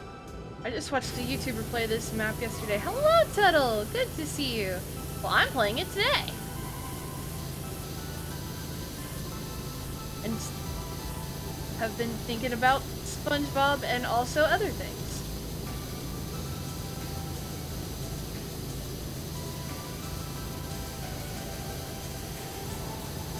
There's a reason people are playing it, it's because it's good. This game is, like, chef's kiss. This game makes me want to own a power washer. So, Mr. Krabs thinks that by defacing my superior eatery, he would render me too busy to concoct an ingenious plan to steal a secret formula. Never in my wildest dreams did I think that he was capable of such a foul deed. Trying to invoke my best Doug Lawrence here. Not going very well. I thought it was something only a real lowlife like myself would do. This game isn't lagging. Were you able to solve your PC? Yes! Yes, I solved it! I solved it, and I got to do the Kiwami 2 finale.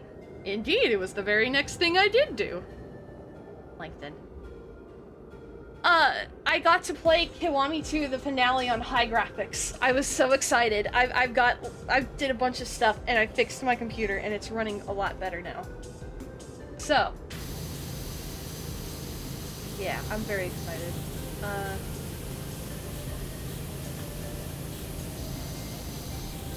Unfortunately, I was not able to find any appropriate music to play for this stream. So we're just listening to more Toho music. You know, the huge. The huge. Nothing wrong with the huge. It is a little difficult to get things on, so.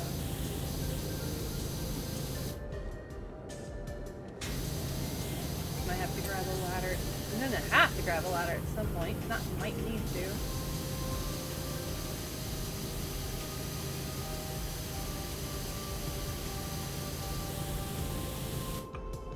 That's good enough for now. I'll come back later with the ladder. Did you miss that? I don't know. It was on Sunday. What was wrong anyway? Oh, some of the parts were starting to crap out. Like it was their time.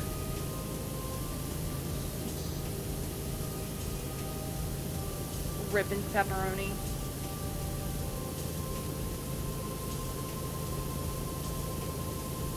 Yeah, I've had this PC now for like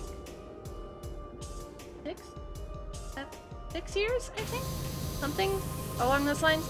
And when I built a PC myself because I was like,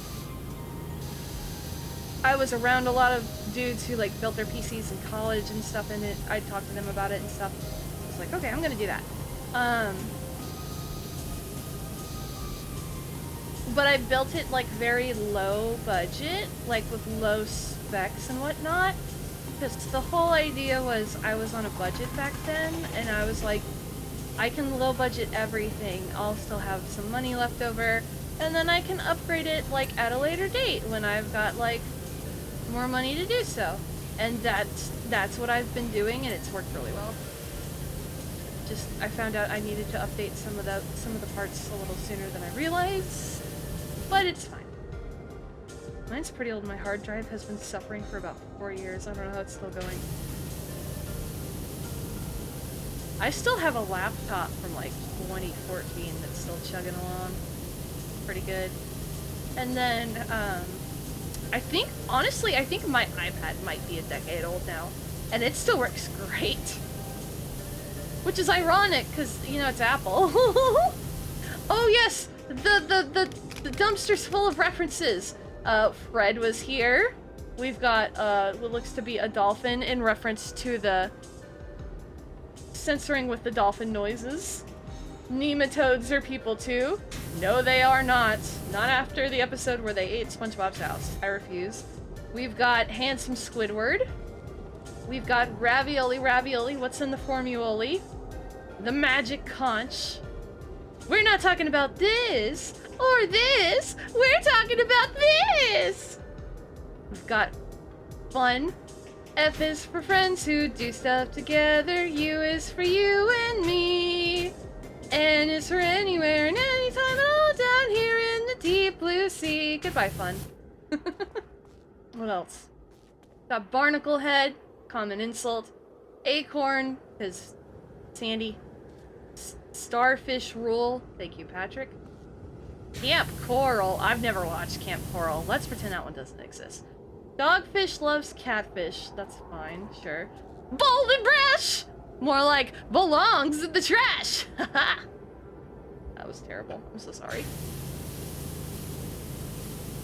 Anyway, we'll clean the dumpster now. But I like that the dumpster's full of references.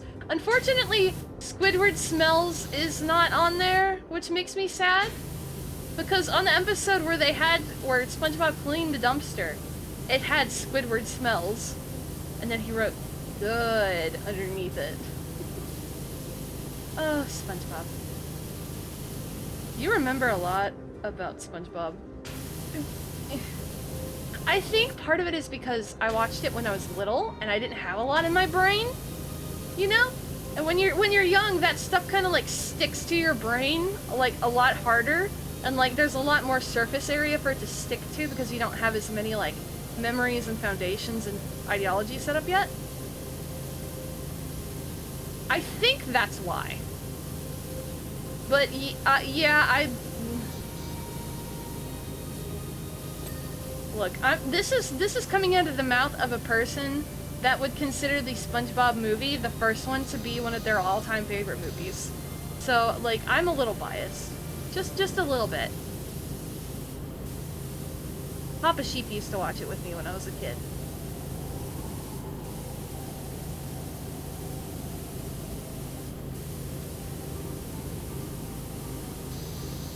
I did too, and the only thing I remember is the chocolate bar scene from iCarly. I never watched iCarly, so I don't get it. But I'm sure they might have referenced it or something. The only thing I know about iCarly is like all of the stuff about what is her name? What the fuck is her name? She played Sam. I've been wanting to read her book. Jeanette McCurdy, that's her name. And I know that they had Fred on an episode, and like that's all I know about iCarly. And the one meme, what you got there? A smoothie, but it's an ostrich. That's like all I know about iCarly. That's it.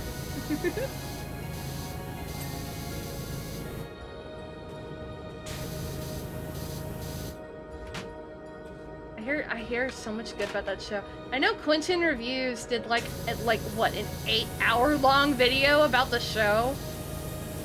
Maybe one day I will sit down and watch that thing. It's so long though.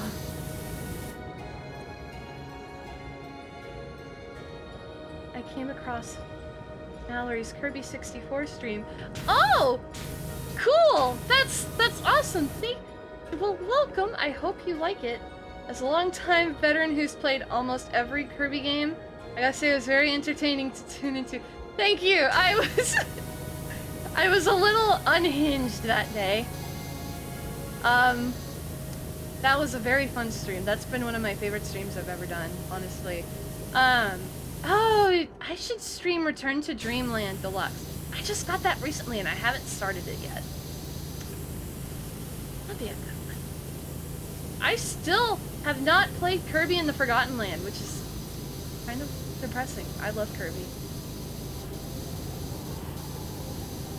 Kirby was funny. It was so much fun. And then Skylarka made that song out of the clips of me screaming. I don't think she's published it anywhere yet. I've been keeping an eye out. When she does make it like available to more than just like sending me a file, I will have to share it, because that was very funny.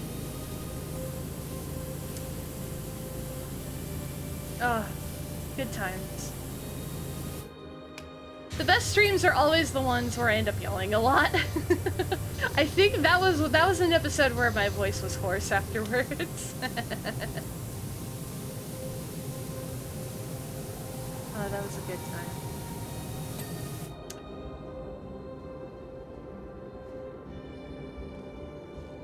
We gotta have some laid back streams too, you know?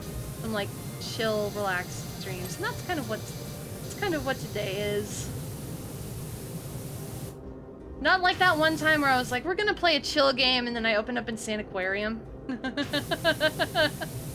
Oh god. I was like, yeah, this is chill, kind of. Depends on your definition of chill. I ended up beating that game off stream. I went through the whole thing. That was so much clicking.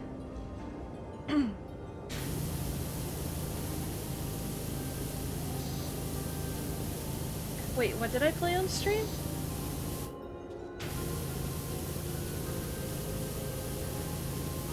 There's so much dirt. You know, it looks tiny because we're here, but also, this is a lot of surface area to clean dirt off of. It's 2 whole ass restaurants. The song? Oh, I did! Yeah! It's buried somewhere in my computer. I think. If not, I can find it. But yeah. Yeah, I did. I played it once. And oh my god. It was very strange. It was very surreal. Kirby 64 is pretty challenging because of the controls and gameplay being a bit janky. It is a bit janky, but Kirby 64 is my favorite Kirby game. Very nostalgic game to me, so I had a lot of fun. I need to do some more Kirby streams and stuff today, for sure.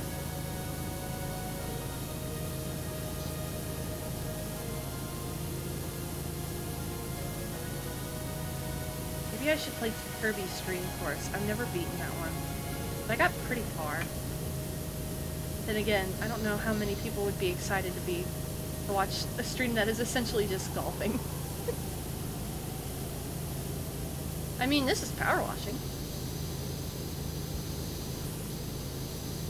Though I feel like there's probably a good chunk of people who would claim that power washing stuff is more exciting than golf. I get it. Believe me, I get it. Kirby's more like a putt. Kirby's Dream Course is more of a putt-putt mini golf simulator anyway. It's not like, it's not super golfy.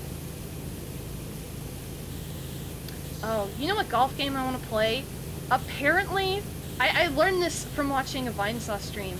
There's an Aqua Teen Hunger Force game that came out for the PS2. Half of it's a beat 'em up, half of it is a golf game. I'm like, where have you been all my life? A video game of my favorite TV show that's half golf, half destruction. I'm like, that's right up my alley. Everything. So I've gotta get my hands on a copy. And I think I have a PS2? Maybe? I know I have a Sega Genesis. Because I got it at a yard sale. It came with like Sonic 2, and Echo the Dolphin, and like 3 other games. Oh, and there was a Power Rangers game. I remember playing that one a lot.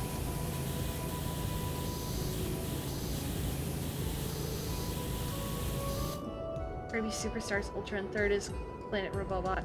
I have not played Planet Robobot, but Superstars Ultra is very good. If I had to pick a second favorite, it would probably be Nightmare in Dreamland.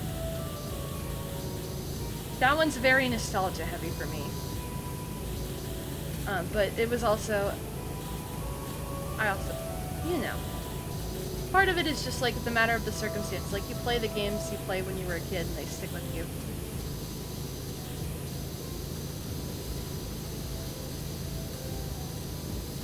You know what game I would love to stream one day if I could ever figure out how? Which I'm sure there's a way how.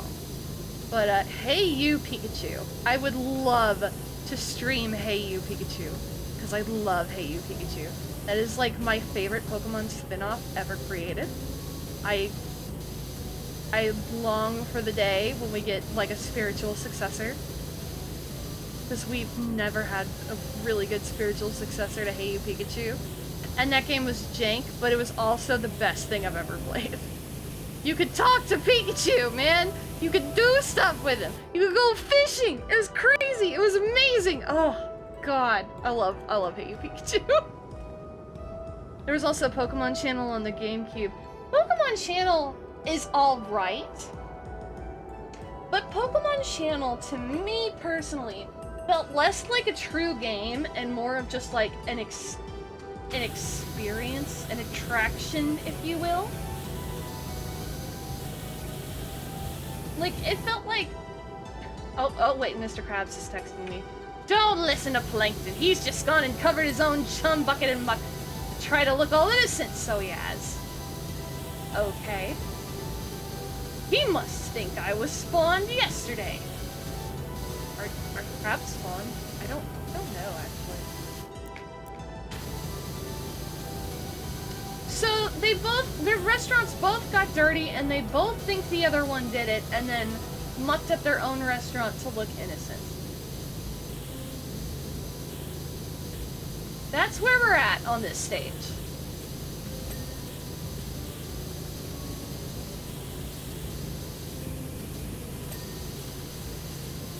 Which, you know, honestly, I don't blame either one of them for thinking that.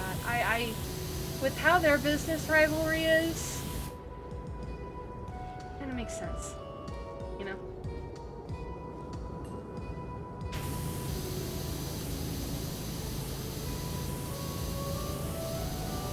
Yeah, I'm excited to play with Dreamland. I have been playing Tears of the Kingdom, and that has taken up all of my Switch time. Yeah, anytime I pick up my Switch now, it's either to do, like, 1 or 2 runs in We Love Katamari, or it's to play Tears of the Kingdom. Because I like to take my time with Tears of the Kingdom. It's what I did with Breath of the Wild. So I'm just kind of, like, slowly going through the adventure. It's been pretty good.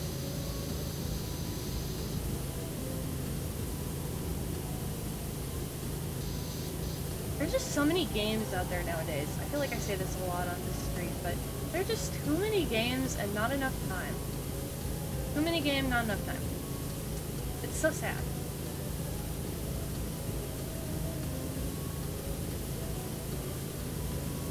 Like, I can't game all day. I have to, like, do things. And even if I could game all day, still too many games. Way too many. There's just so many games.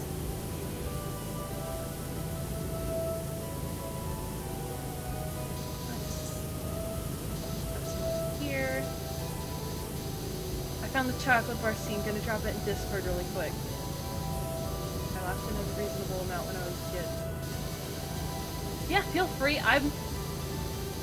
I'm not going to play it on stream just in case for copyright concerns, but I am going to watch it a minute. I stop probably.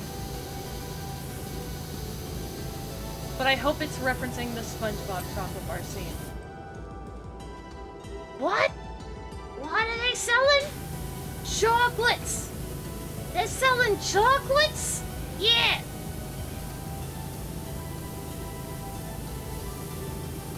Actually, that whole episode is just top to bottom, like, crazy. Do I have any?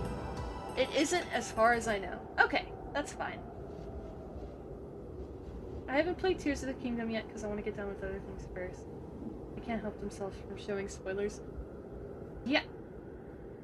You know, normally I would agree with you, but I've been surprising for someone who's pretty careless most of the time when it comes to spoilers. Like, I don't mute social media tags or anything.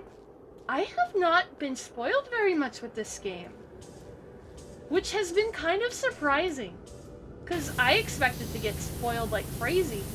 And I really only, before I started playing, only a couple of, like, side quests. Nothing in the main story. I was kind of surprised.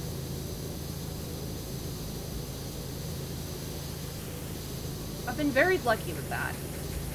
I recognize it's probably not the same for everybody. I've just been very lucky about it.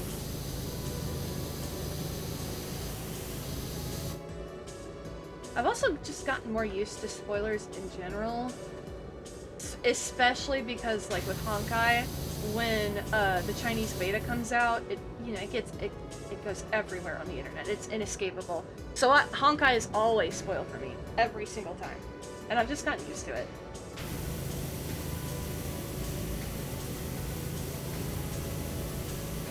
I would cry if I saw Yakuza spoilers, though. I think I would just break down in tears. Like, I've gone through 3 games. No spoilers, please, no more. Oh, goodness. Spoilers don't really bother me anyway. I already often know that before starting a game. I'm like that with movies sometimes. Like, movie spoilers don't bother me too bad. I think game spoilers bother me more, but, you know, everyone's different.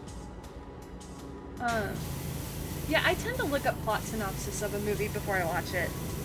Unless it's, like, something non-fiction. If it's a fictional movie, I do. But like,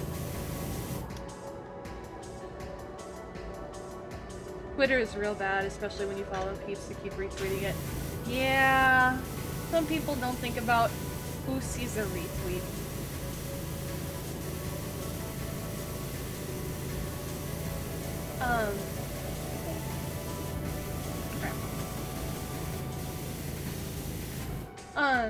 Oh yeah, that's right. Certain, like, films that are works of fiction, I will look up the plot synopses for. Films that are, like, documentaries, I want to go in blind, usually. Like, if you've ever heard of, Dear Zachary, which, look up all of the trigger warnings for that one before you watch it. That one I went in completely blind, and I'm so glad that I did. I mean, apart from, like, the trigger warnings, of course. But, holy moly. The emotional impact of it was very strong, not knowing what was going on and, like, what happened. It worked really well. The same thing with, oh my god, what was it called? Was it called The Killing Problem, maybe? It was about, individuals who were hired to do, like,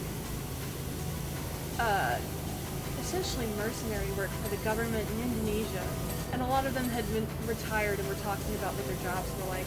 It was, that one I went in completely blind, not even knowing what it was, and I think that ended up just making the whole experience, like, a more complete experience for me. I don't know. But yeah, for, like, documentaries, I want to go in blind. Games, I want to go in just knowing the basic plot.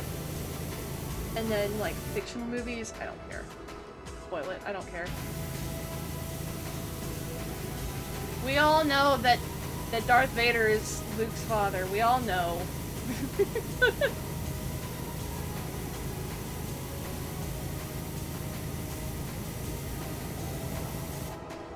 Yeah, when people go through likes, that's their problem. That is no longer your responsibility if they're going through your likes. I agree.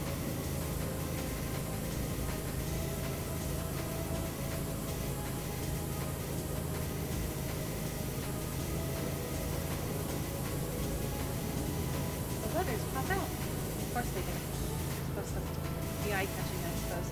I wonder why the sign is a shell. I've always wondered why that was designed that way.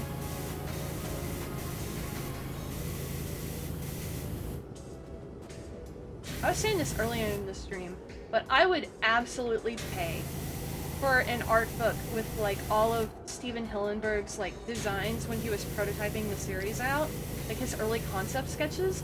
I would absolutely have that as, like, a coffee table book or something in my house.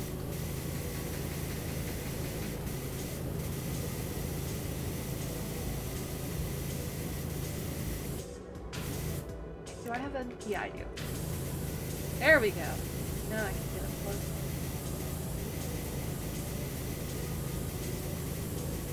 All the letters themselves good?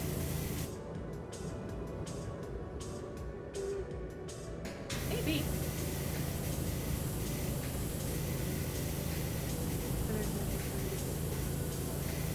Ooh, we might fall. And falling. Nope, nope, not falling. Look at that. How am I still up here? I am floating. Whee! Okay. Oh, I'm not. Yeah, I wonder why it was designed to be a shell. Like, the restaurant itself is very nautical. The design of the restaurant itself, I think, is very good. You've got, like, the very shiplap style wood. You've got the nautical flags. Great design. I just wonder why a shell. And I understand why not a crab, because that would be like... From my understanding, if they had, like, the crab sign for a restaurant, while the owner was a crab, cannibalism, crabinalism, that was the worst thing I've ever said in my life. Oh my god. So maybe because, like, you know, it makes you wonder, what the fuck are Krabby Patties even made of, you know? That's a question that has never been answered, and probably never will be. Alright, bottom half is done. Now this. Boing. Like it's very snappy.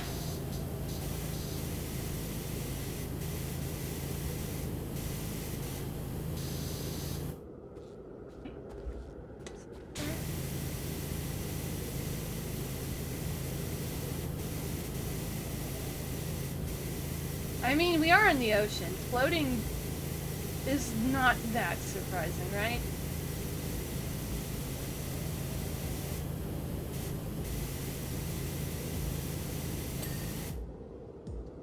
Okay. I think that's good for the shelf. Now we need to get to the top of the restaurant.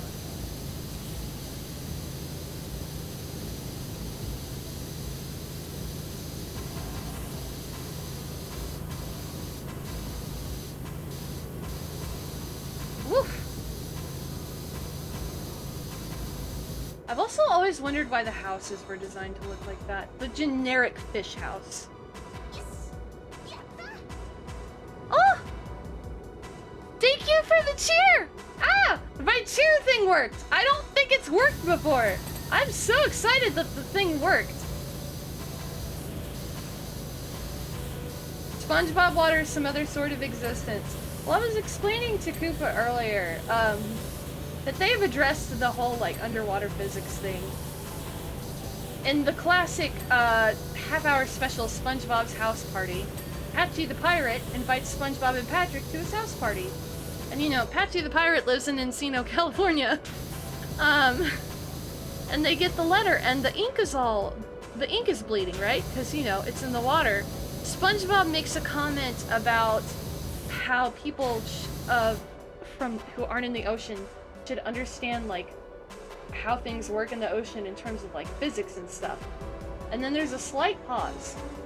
And then they go, well, some more for the fire, and they throw it into a fire. And it's just like the ultimate juxtaposition, and it's just like the ultimate fuck you to people who are like, how does this work physically? And I love it. I love that settled it. It just works that way.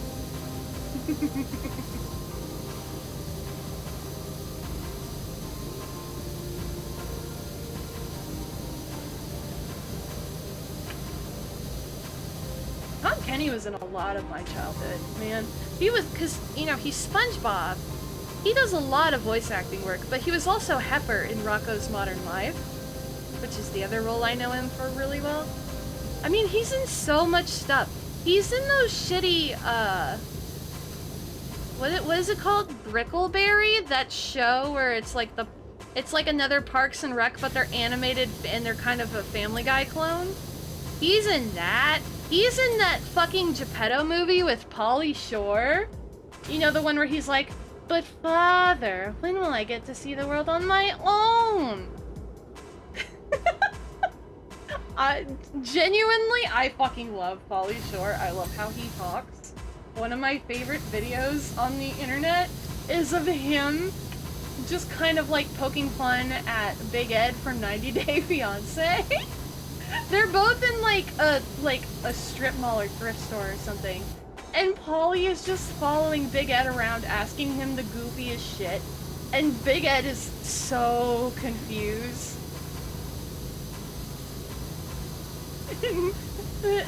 And Big Ed keeps getting mad. The one time Pauly Shore acts offended, Ed is like, oh my god, man, I'm sorry. Oh. It had John Heater in it too. Crazy. I cannot believe they got that localized Pinocchio movie to have John Heater and Tom Kenny and Pauly Shore. I don't know. I haven't seen John Heater in anything of like significance lately. I wonder if he's just like taking parts just to like take parts. Because I know he was in I watched an Andy King video where he talked about like a Disney movie that was about Walt, like actual Walt in his young life and stuff. And John Heater played Boy Disney. It was very strange. That whole movie was strange, but John Heater in a serious performance like that was very weird. Because, you know, when you think of John Heater, you think of Napoleon Dynamite.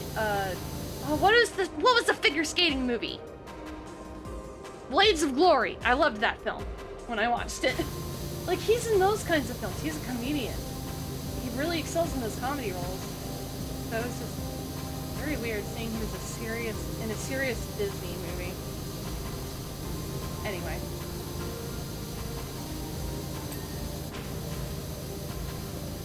It's crazy because Tom Kenny's in so much shit, and he's got like so many, he's got like a good amount of variety to his voice, but for like all of the other voice actors who work on SpongeBob, when I think of them, I just think of SpongeBob and like nothing else. And I don't know if that's a testament to their careers in this show, or if it's just like, oh, I'm gonna fucking mess up his last name. Bill Badgerbacki, I think is how you pronounce it, is the voice of Patrick. And when I've heard him in a couple different things through the years, but my brain is always like, oh, that's Patrick. You know? Roger Bumpus, Clancy H. Brown, I don't even know if I've ever heard them in other media before. And I wouldn't be surprised if Doug Lawrence has done like smaller roles in his lifetime. But again, you know, like Roger Bumpus, T.H. Brown, Carolyn Lewis. I'm like, okay, they do SpongeBob. I don't know what else. Crazy. I hope they at least get paid well to work on SpongeBob. Because from my understanding, the voice acting circuit is like, you take what you can get. It's that type of a career. And that's why you have like Tom Kenny and like all of these very strange like DVDs, straight to DVD releases of like rip-offs and things like that. You've got like Mike Pollock, who is the voice of Eggman. He has done work for Video Brinquedo, which is the famous Brazilian mockbuster company. They make mockbusters of Disney movies like Ratatouille, Little and Big Monsters, What's Up, that sort of stuff. Mike Pollock is always one of the voice actors for them. Which I think, this is just a theory, I have not confirmed this, I think Video Brinquedo, when they get their English localizations, they commission the same company that used to send their voice actors to 4Kids. Because I know some of the 4Kids voice actors are also in there. Like the woman who voiced Amy in Sonic X is also in a lot of those films.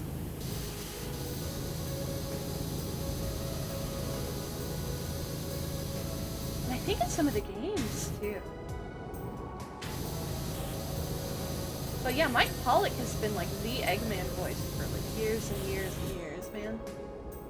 Did you turn your bitrate down or something? I don't. I don't think so, no. There might be some setting differences that have happened since I streamed last. I don't know. I think I think I might go back and like watch my VOD after this and see if I can spot a difference. Because usually in my VOD, if I can't tell like when I'm live streaming, I'll go back and watch the VOD and that will give me a little bit of guidance. Not all the time, but sometimes it helps. Alright, I'm calling that quits for now. We're going to the chum bucket.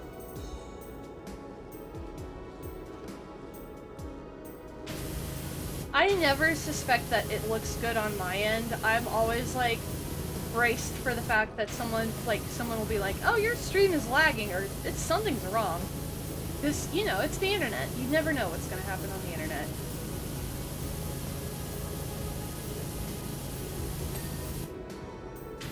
I'm surprised neither of them have a parking lot. No one ever drives to the Krusty Krab except the fucking anchovies from the one episode. But, like, cars and buses drive alongside that road. Why is there not a parking area for anybody? Why am I just now asking these questions after watching this show for over 2 decades? That's the real question. Oh my god, the SpongeBob movie will be 20 next year. That's crazy. Oh my god. Still a masterpiece, though.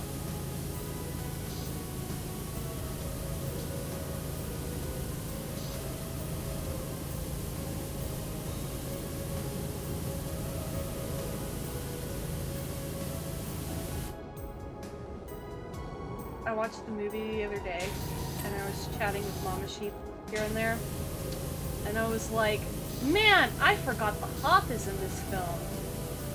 She was like, who? I was like, the Hoff, David Hasselhoff. And she goes, David Hasselhoff was in the SpongeBob movie? She's never seen it. I was like, yeah. How did you think I knew who David Hasselhoff was when I was, like, a little kid? She goes, I don't know. Just thought you were smart? I'm like, thanks, but being smart has nothing to do with knowing who David Hasselhoff is.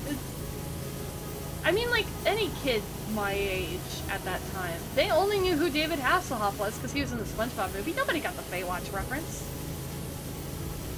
That was for the adults. But it worked great. I mean, man, I've been meaning to watch Kung Fury. They just unload their vehicles to go inside. Nothing can top the first SpongeBob movie. 100%. Absolutely. I have not seen... I've heard the third one, Sponge Out of Water. Is that the one? I've heard it's good. It's just a different direction for a film. But I've heard good things about it. I just haven't watched it. But the first movie is supposed to be the canon series finale, which I think is just so it's perfect. I'm sorry. I just love that movie.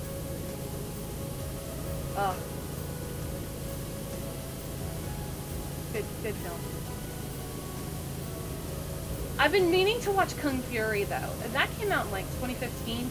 But I don't know if David Hasselhoff sang a song for the movie or if he was just singing a song and they put it in the movie. But there's this song sung by David Hasselhoff called True Survivor.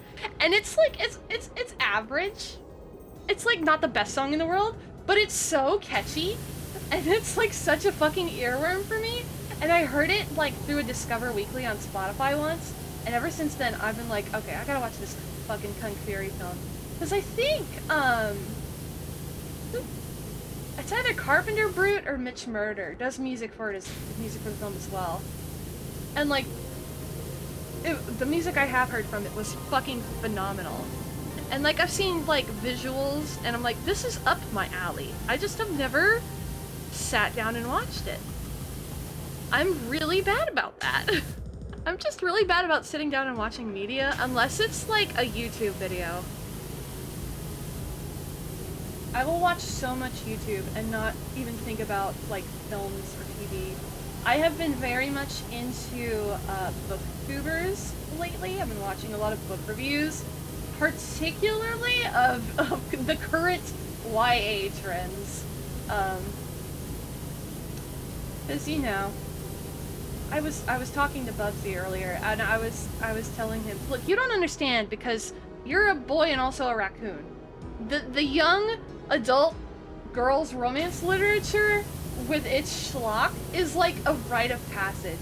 And this is just the current generation's versions of like Twilight and stuff, right? Like one of the like the Crave series and like A Court of Thorns and Roses and stuff. It's just this generation's version of Twilight. Let's be real.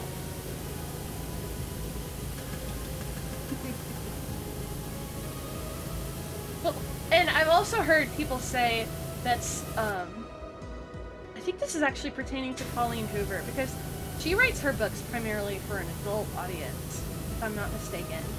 But I've heard someone describe her books as books for adults who never went through a fan fiction.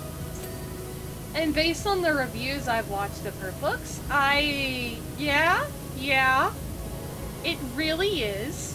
I wouldn't be surprised if she actually has a background in fan fiction writing, kind of like Cassandra Clare, who I've heard has become a better author over time. And I'm sure she has.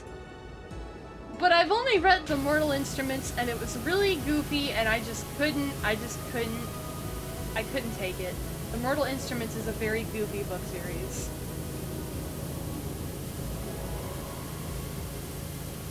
She got her start in the Harry Potter fanfiction universe, which is a whole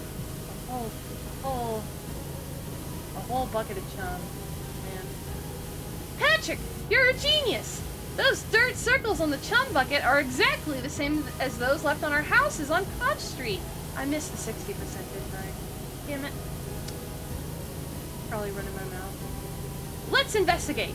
You can't go around being a big, dirt-heaving hopper without someone seeing something. So, if this was Plankton or Mr. Krabs, they would have had to do it to SpongeBob, Squidward's, and Patrick's houses, too. I wonder.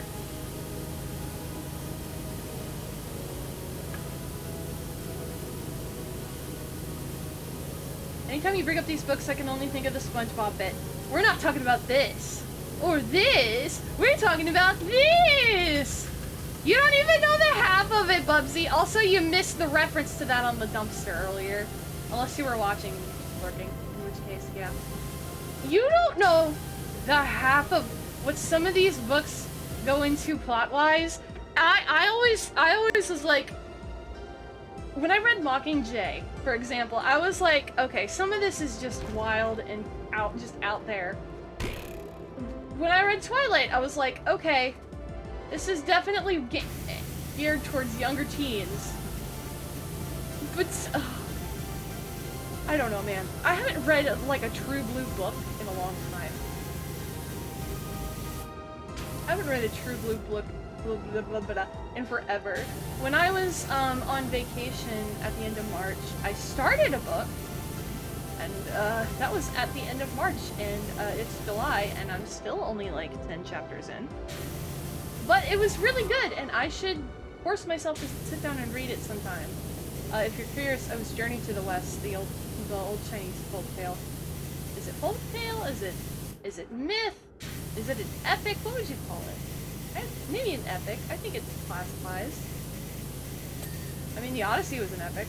Oh, that took me forever to read. I think I read the Odyssey in like 7th or 8th grade. In between Twilight, I was reading Homer. I was talking to someone about this, and I was like, yeah, I read Twilight. I get it. It appealed to me in middle school or however old I was when it came out. And I was like, and I was reading other stuff in the middle of it. I just couldn't remember what at the time. I distinctly remember trying to get through the Odyssey in like 7th or 8th grade. I don't know why it just came back to me all of a sudden. Crazy. I like to read the big books. Reading is either you read 100 books in a week or not at all for a year. Yes! That's so true! That's so true! Oh my god. My mom's the same way. She used to be a voracious reader when I was younger. But she used to read romance novels, like adult romance, like what Colleen Hoover writes. And then I'm so glad she eventually made the switch to like murder mysteries. But like the only thing we both read some Dean Koontz, and we both read James Patterson, and I think that's like it for like our intersections of like books. Twilight was impressively bad. It wasn't okay, listen. I read a lot of young adult fiction that came out at that time. A lot of young adult vampire romance. It's not that bad. There's a lot worse. Be glad that Twilight was made into a movie and not Vampire Academy, okay? Twilight was much better than Vampire Academy. And I read like the first 6 books of Vampire Academy.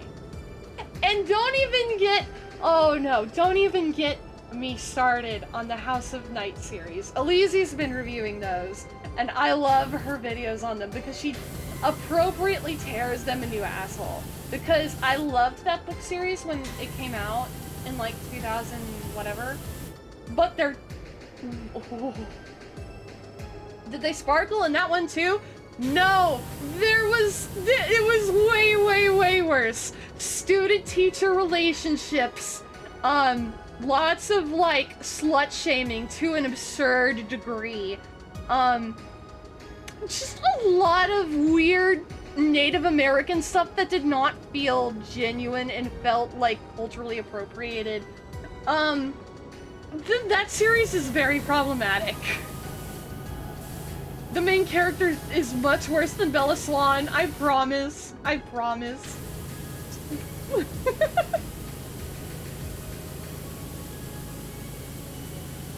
I read Stephanie Meyer's other book that wasn't Twilight, and I kind of liked it. I wish I could remember what it was called.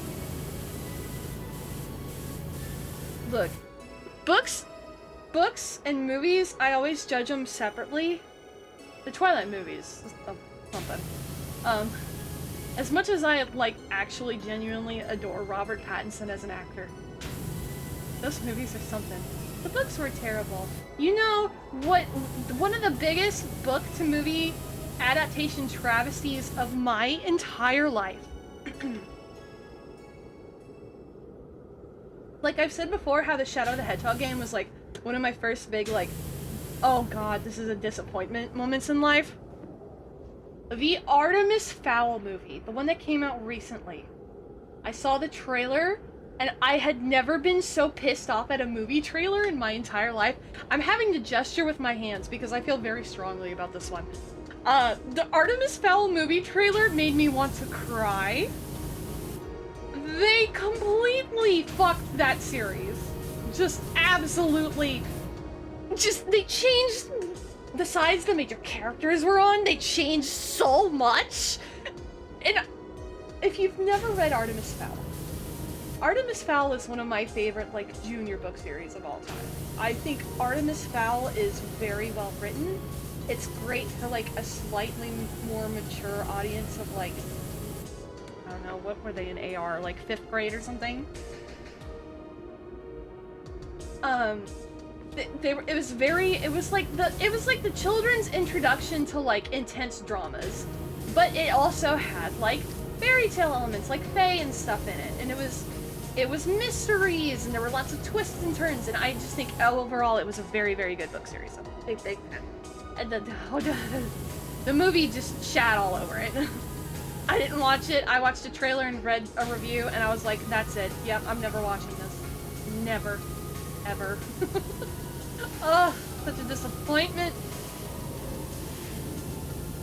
I hope to God that if the children's book movie trend continues, if they ever do Geronimo Stilton, they better keep it animated like how the books look, or I will go ballistic. They cannot ruin Geronimo that way.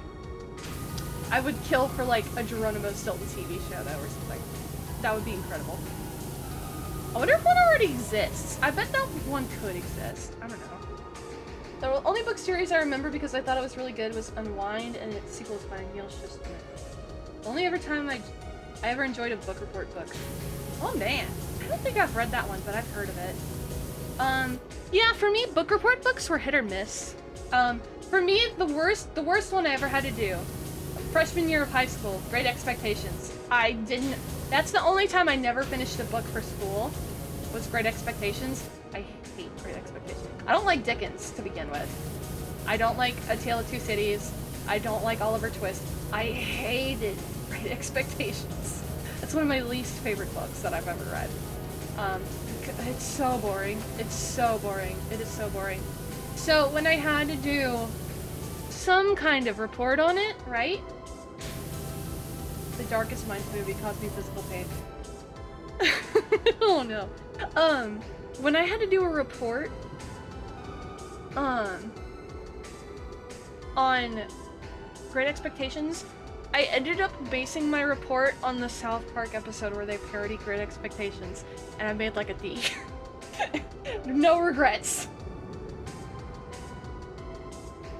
One second. The only movie adaptation where I'm like, there are some book to movie adaptations where they're both pretty good. I did all of To Kill a Mockingbird without reading the first chapter and got like a B. I love To Kill a Mockingbird. That was one I enjoyed reading for school. I enjoyed reading The Great Gatsby, although it's silly, but like the first time I read it, I enjoyed it. I'd like to meme on it now. The one that I really enjoyed was In Cold Blood by Truman Capote. That was when I had to read an AP language. I ended up really, really liking that one. That one was so good.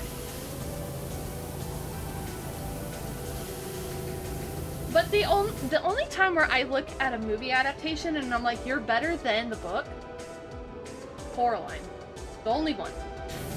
The Coraline movie is better than the book. And I will stand on that. I will die on that hill. I think the movie is better. For one, the movie just has more substance to it. The book, I think I read that book in like 20 minutes. It's very short. Like all of the neighbors are not part of it. It's really just Coraline and the parents in the book. And I feel like they did the button mom really, really, really well. I need to escape reality, not to be depressed and bored at the same time. That's fair. Hey, Coraline! That's a great example! You don't have a button mom, I would hope. Coraline movies also gave me nightmares. Okay, that's fair. Yeah, it's a Henry Selick film. Henry Selick makes such good fucking movies. He directed The Nightmare Before Christmas. Everyone's like, oh, it's a Tim Burton movie. No, Henry Selick was the director. He killed it. And they got Danny Elfman to do the music! Ugh! I love Danny Elfman. I will never shut up about how much I love Danny Elfman.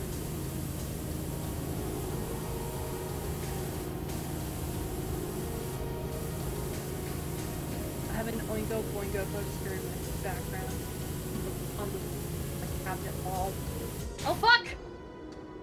We're almost done, chat. We're getting to the end. I think I'm probably gonna end up winding down after this stage. So we could do like a part 2 later if we wanted to or something. I don't know. This is only halfway through the DLC. This is a big DLC for Power Wash Simulator. Button Mom, even though she's known... Yeah, she's known as the other mom. That's right. It's been a long time since I've watched that movie, to be fair. Actually, that's a movie I should go back and rewatch sometime. I haven't seen it in a while.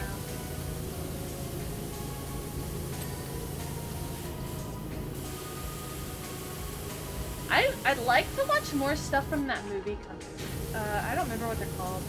But they did the Kubo and the Two Strings. I never watched that film, but their stop motion is so good. I love it. I love stop motion animation. I think it's great. Chicken Run, one of my favorite movies of all time. Stop motion. I was a big Wallace and Gromit fan when I was very little.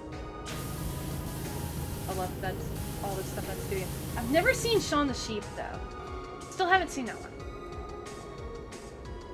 Didn't leave it. Come back, can I see, coward? I was too busy running my mouth and not thinking about it. That's the old. If I'm being genuine, I was just not even thinking about it. Too busy talking about other shit. No, book to movie adaptations are one thing. You want to know what's terrifying?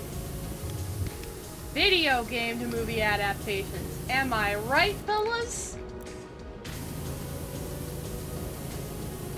I have not seen the Mario movie, by the way.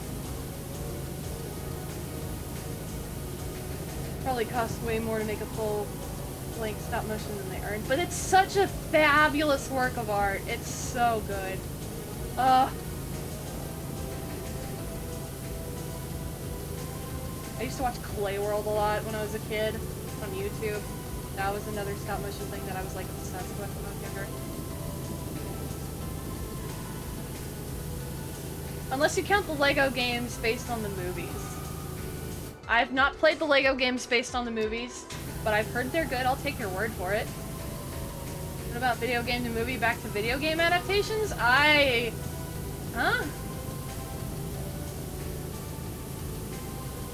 Did they ever make a Lego movie game? I would play that. I loved the Lego movie. That is another probably all-time favorite movie. I love that film. It's so good. I've seen it like 5 times. Ratchet and Clank? Oh, Ratchet and Clank! Oh. Oh. They should have made a Lego movie game. I understand if they probably couldn't due to like constraints or whatever, but I would have played the fuck out of that.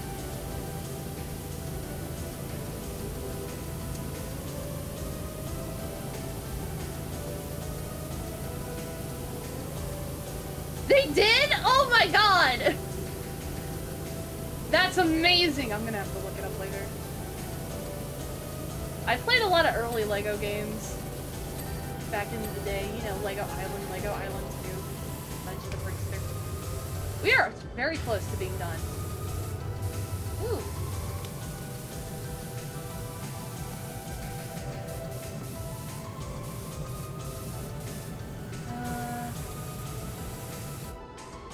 I wonder if I can move this.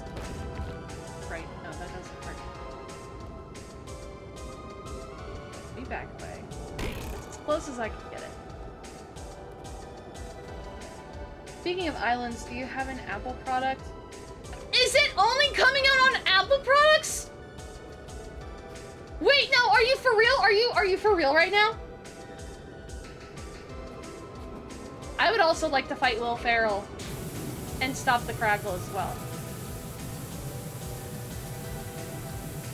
Oh, for fuck's sake! I was so goddamn excited for that game. Why are we hyped for a Hello Kitty game? Because it has Cinnamoroll in it! I love... You don't understand, Tuttle. I love Cinnamoroll. Cinnamoroll is like my little dude. Got the big fluffy ears. He's so cute. I watched the... I'm not shitting you. I have watched quite a bit of the newer Hello Kitty TV show. I think Jenny Yokobori does the voice for Cinnamoroll. She does such a good job. Oh my god. I love how she voices Cinnamoroll. It's so good.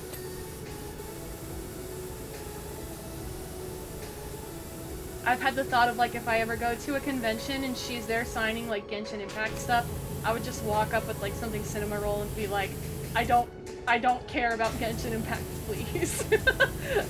You're such a good Cinnamoroll, though.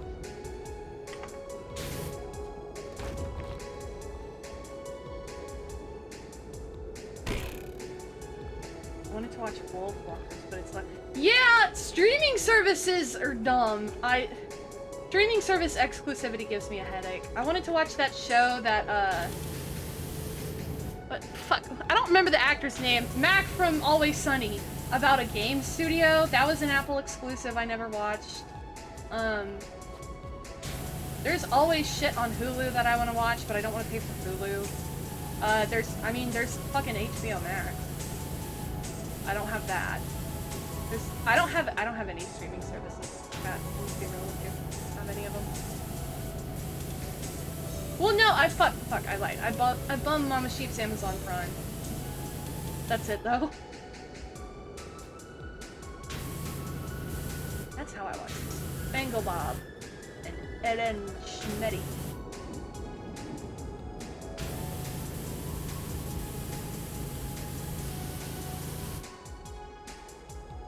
I think Takehito Koyasu should voice Cinnamoroll. Agreed, 100%. Absolutely. I'm still excited to hear him in fucking Kiwami 2 when I play the Majima Saga. Because, Prowler told me he's only in the Majima Saga, he's not in the main game. But when I saw my boy Koyasu on the voice roster, I was like, oh shit!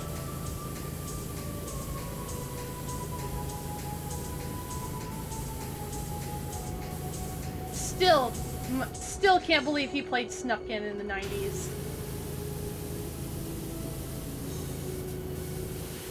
If you're like, Mallory, what are you talking about? Takehito Koyasu is, at least I know him best for voicing Dio Brando in JoJo's Bizarre Adventure. That's kind of like the voice that people know him for. But he was also Snufkin in the 1990 Adventures of Moominland series. And Snufkin is such like a pure, gentle soul, and it cracks me up. It's such a juxtaposition. What even is Cinnamoroll? Cinnamoroll is, he's a dog. He's a little pup. And he's got a little Cinnamoroll bun for a tail, and that's why his name is Cinnamoroll. He's a Sanrio character, for, like, a real answer. Like how Hello Kitty is, like, a character that has, like, different things going on. Cinnamoroll is the same. Like, the main Sanrio gang is, Hello Kitty, Cinnamoroll, My Melody, and Kuromi. Keropi is one, the frog. You've got Choco Cat, you have Pochako, you have Hungyodon, oh, you've got Sam the Penguin. There's a lot of Sanrio characters. I have a book that's like all of the characters they created from the company's opening in the 60s to like 2010. They've made a lot of characters in their Sanrio IP. There's a lot of them. And some of them will go in and out of style, like Usahana and stuff. But the main ones are usually like Hello Kitty, Cinema Roll, My Melody, Pom Pom Puddin' is another very popular one. Little Twin Stars is Sanrio. I have a Little Twin Stars makeup palette. Sanrio did a thing with Sugar Pill a couple years ago. Oh, I love that thing. I used to use it every day.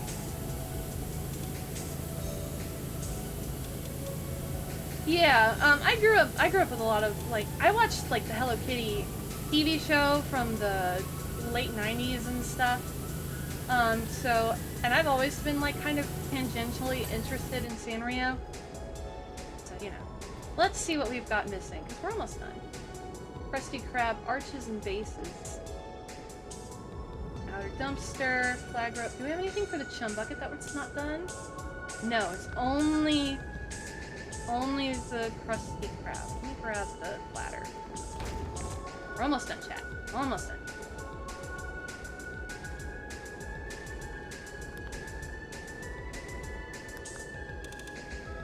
Plates. Yep. Oh yeah, there's still a bunch of stuff left. I didn't know Hello Kitty had a TV show either. She's had several. She's had a couple TV shows. She also has a sister named Minnie. At least in the one I watched when I was a kid. Sorry, one second. Okay. Yeah, it was her mama, her papa, and her sister Minnie.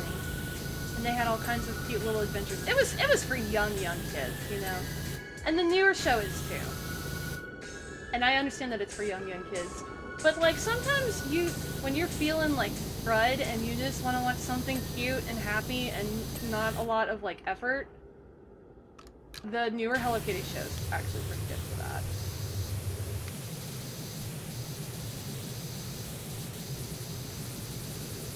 Oh, and Baditsumaru. That's the one I'm forgetting. Baditsumaru! Little rebel. I have a sweatshirt with him.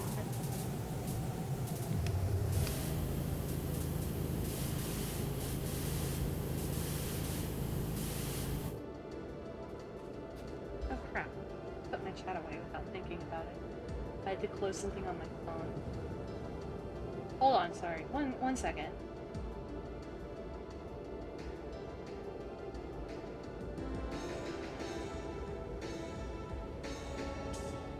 To respond to a message. I'm sorry.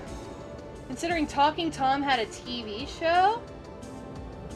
I wish you had not told me that because I didn't know that. Also, yes, dear broadcaster, this is all music. This is Stas Gavrik's remix of a lot of music from the series Toho Project, which is my favorite video game series probably of all time, if I had to take a guess. See, like, circling back to an earlier conversation, that's not a game I can tell like super normies like who don't know anything about games at all.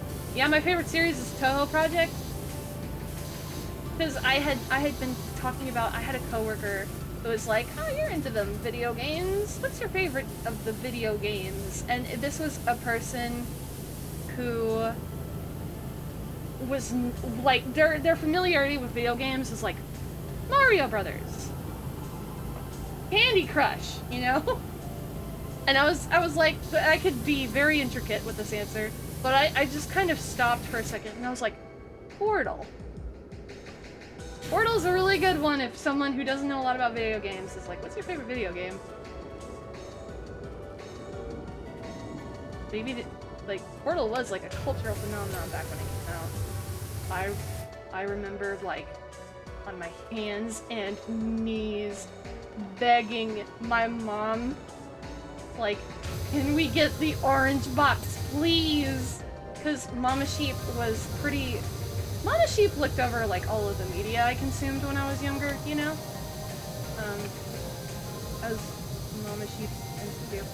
And so she would be very, like, hot or cold on, like, certain games that I could or could not play. Even though half the time it didn't work, because I have an older brother. That was pretty good. I need to actually dive into it someday, because my knowledge about the series ends at the music. Yeah, it's a series with a lot of breadth. So you don't have to get super deep into it to learn a lot.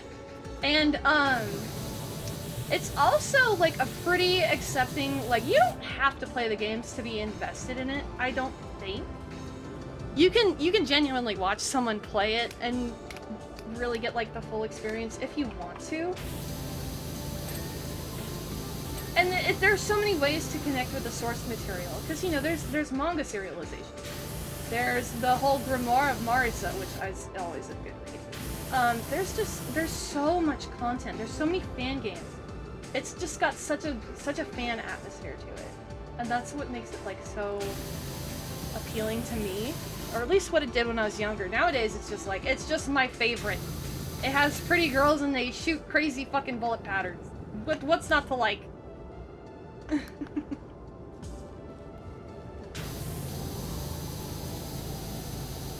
And it's such a cultural impact now, too.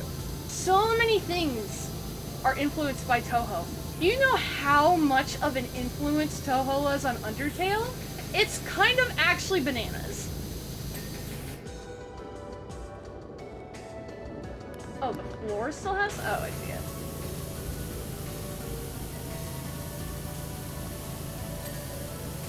I'm really bad at keyboard bullet hells. The fan games are good. If you don't want to do the bullet hells, genuinely just play the fan games. If you like Metroidvania styles, Luna Knights is perfect. If you're more of like a Mario Brother platformer type person, there's Super Mario Land. Every genre fan game exists. Every single one. So, you're always set.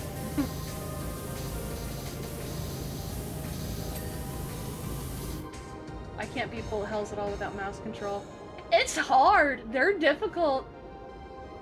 The only reason I think I'm any good at them is because I've been, you know, I've been playing them for like over a decade, and when I was younger, I didn't know anything about like adding a fucking controller to your computer or whatever. I just played with the default controls. Flag rope, roof plank, and the sign. Okay. Okay.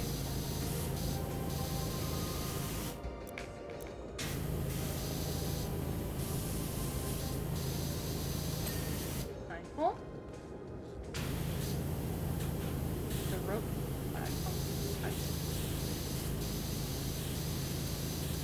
If you like 3D, like Banjo-Kazooie. Yeah, Hat in Time. It's not a game I've ever played, but I know that for like people who are into 3D platformers, it's like the perfect. It's like it hits all of the perks. It's like the buzz, the 3D platformer buzz is there. I'm struggling to explain it. I've heard I don't think I've ever heard a bad thing about Hat in Time ever. And so I've only ever listened to the soundtrack, which is pretty good. I'm bad at platformers. I'm not good at platformers. Not even a little bit. Woo! I love a Hat in Time. Yeah, it's very cute. The music's great. I've just never played it. All right, speed clean. Look at us go. I love when you're standing on the scaffolding cleaning because the scaffolding just doesn't show up. Sweet mother of the mother of pearl! You saved the day, so you have. And just in time for opening hour. I'll pays you straight away, so don't you worry about money. Already taken it out of Squidward's wages. Say, you haven't seen me cook, have you? Young SpongeBob's gone missing, and these patties aren't gonna flip themselves. Is he gonna make us clean? Let's go. Oh,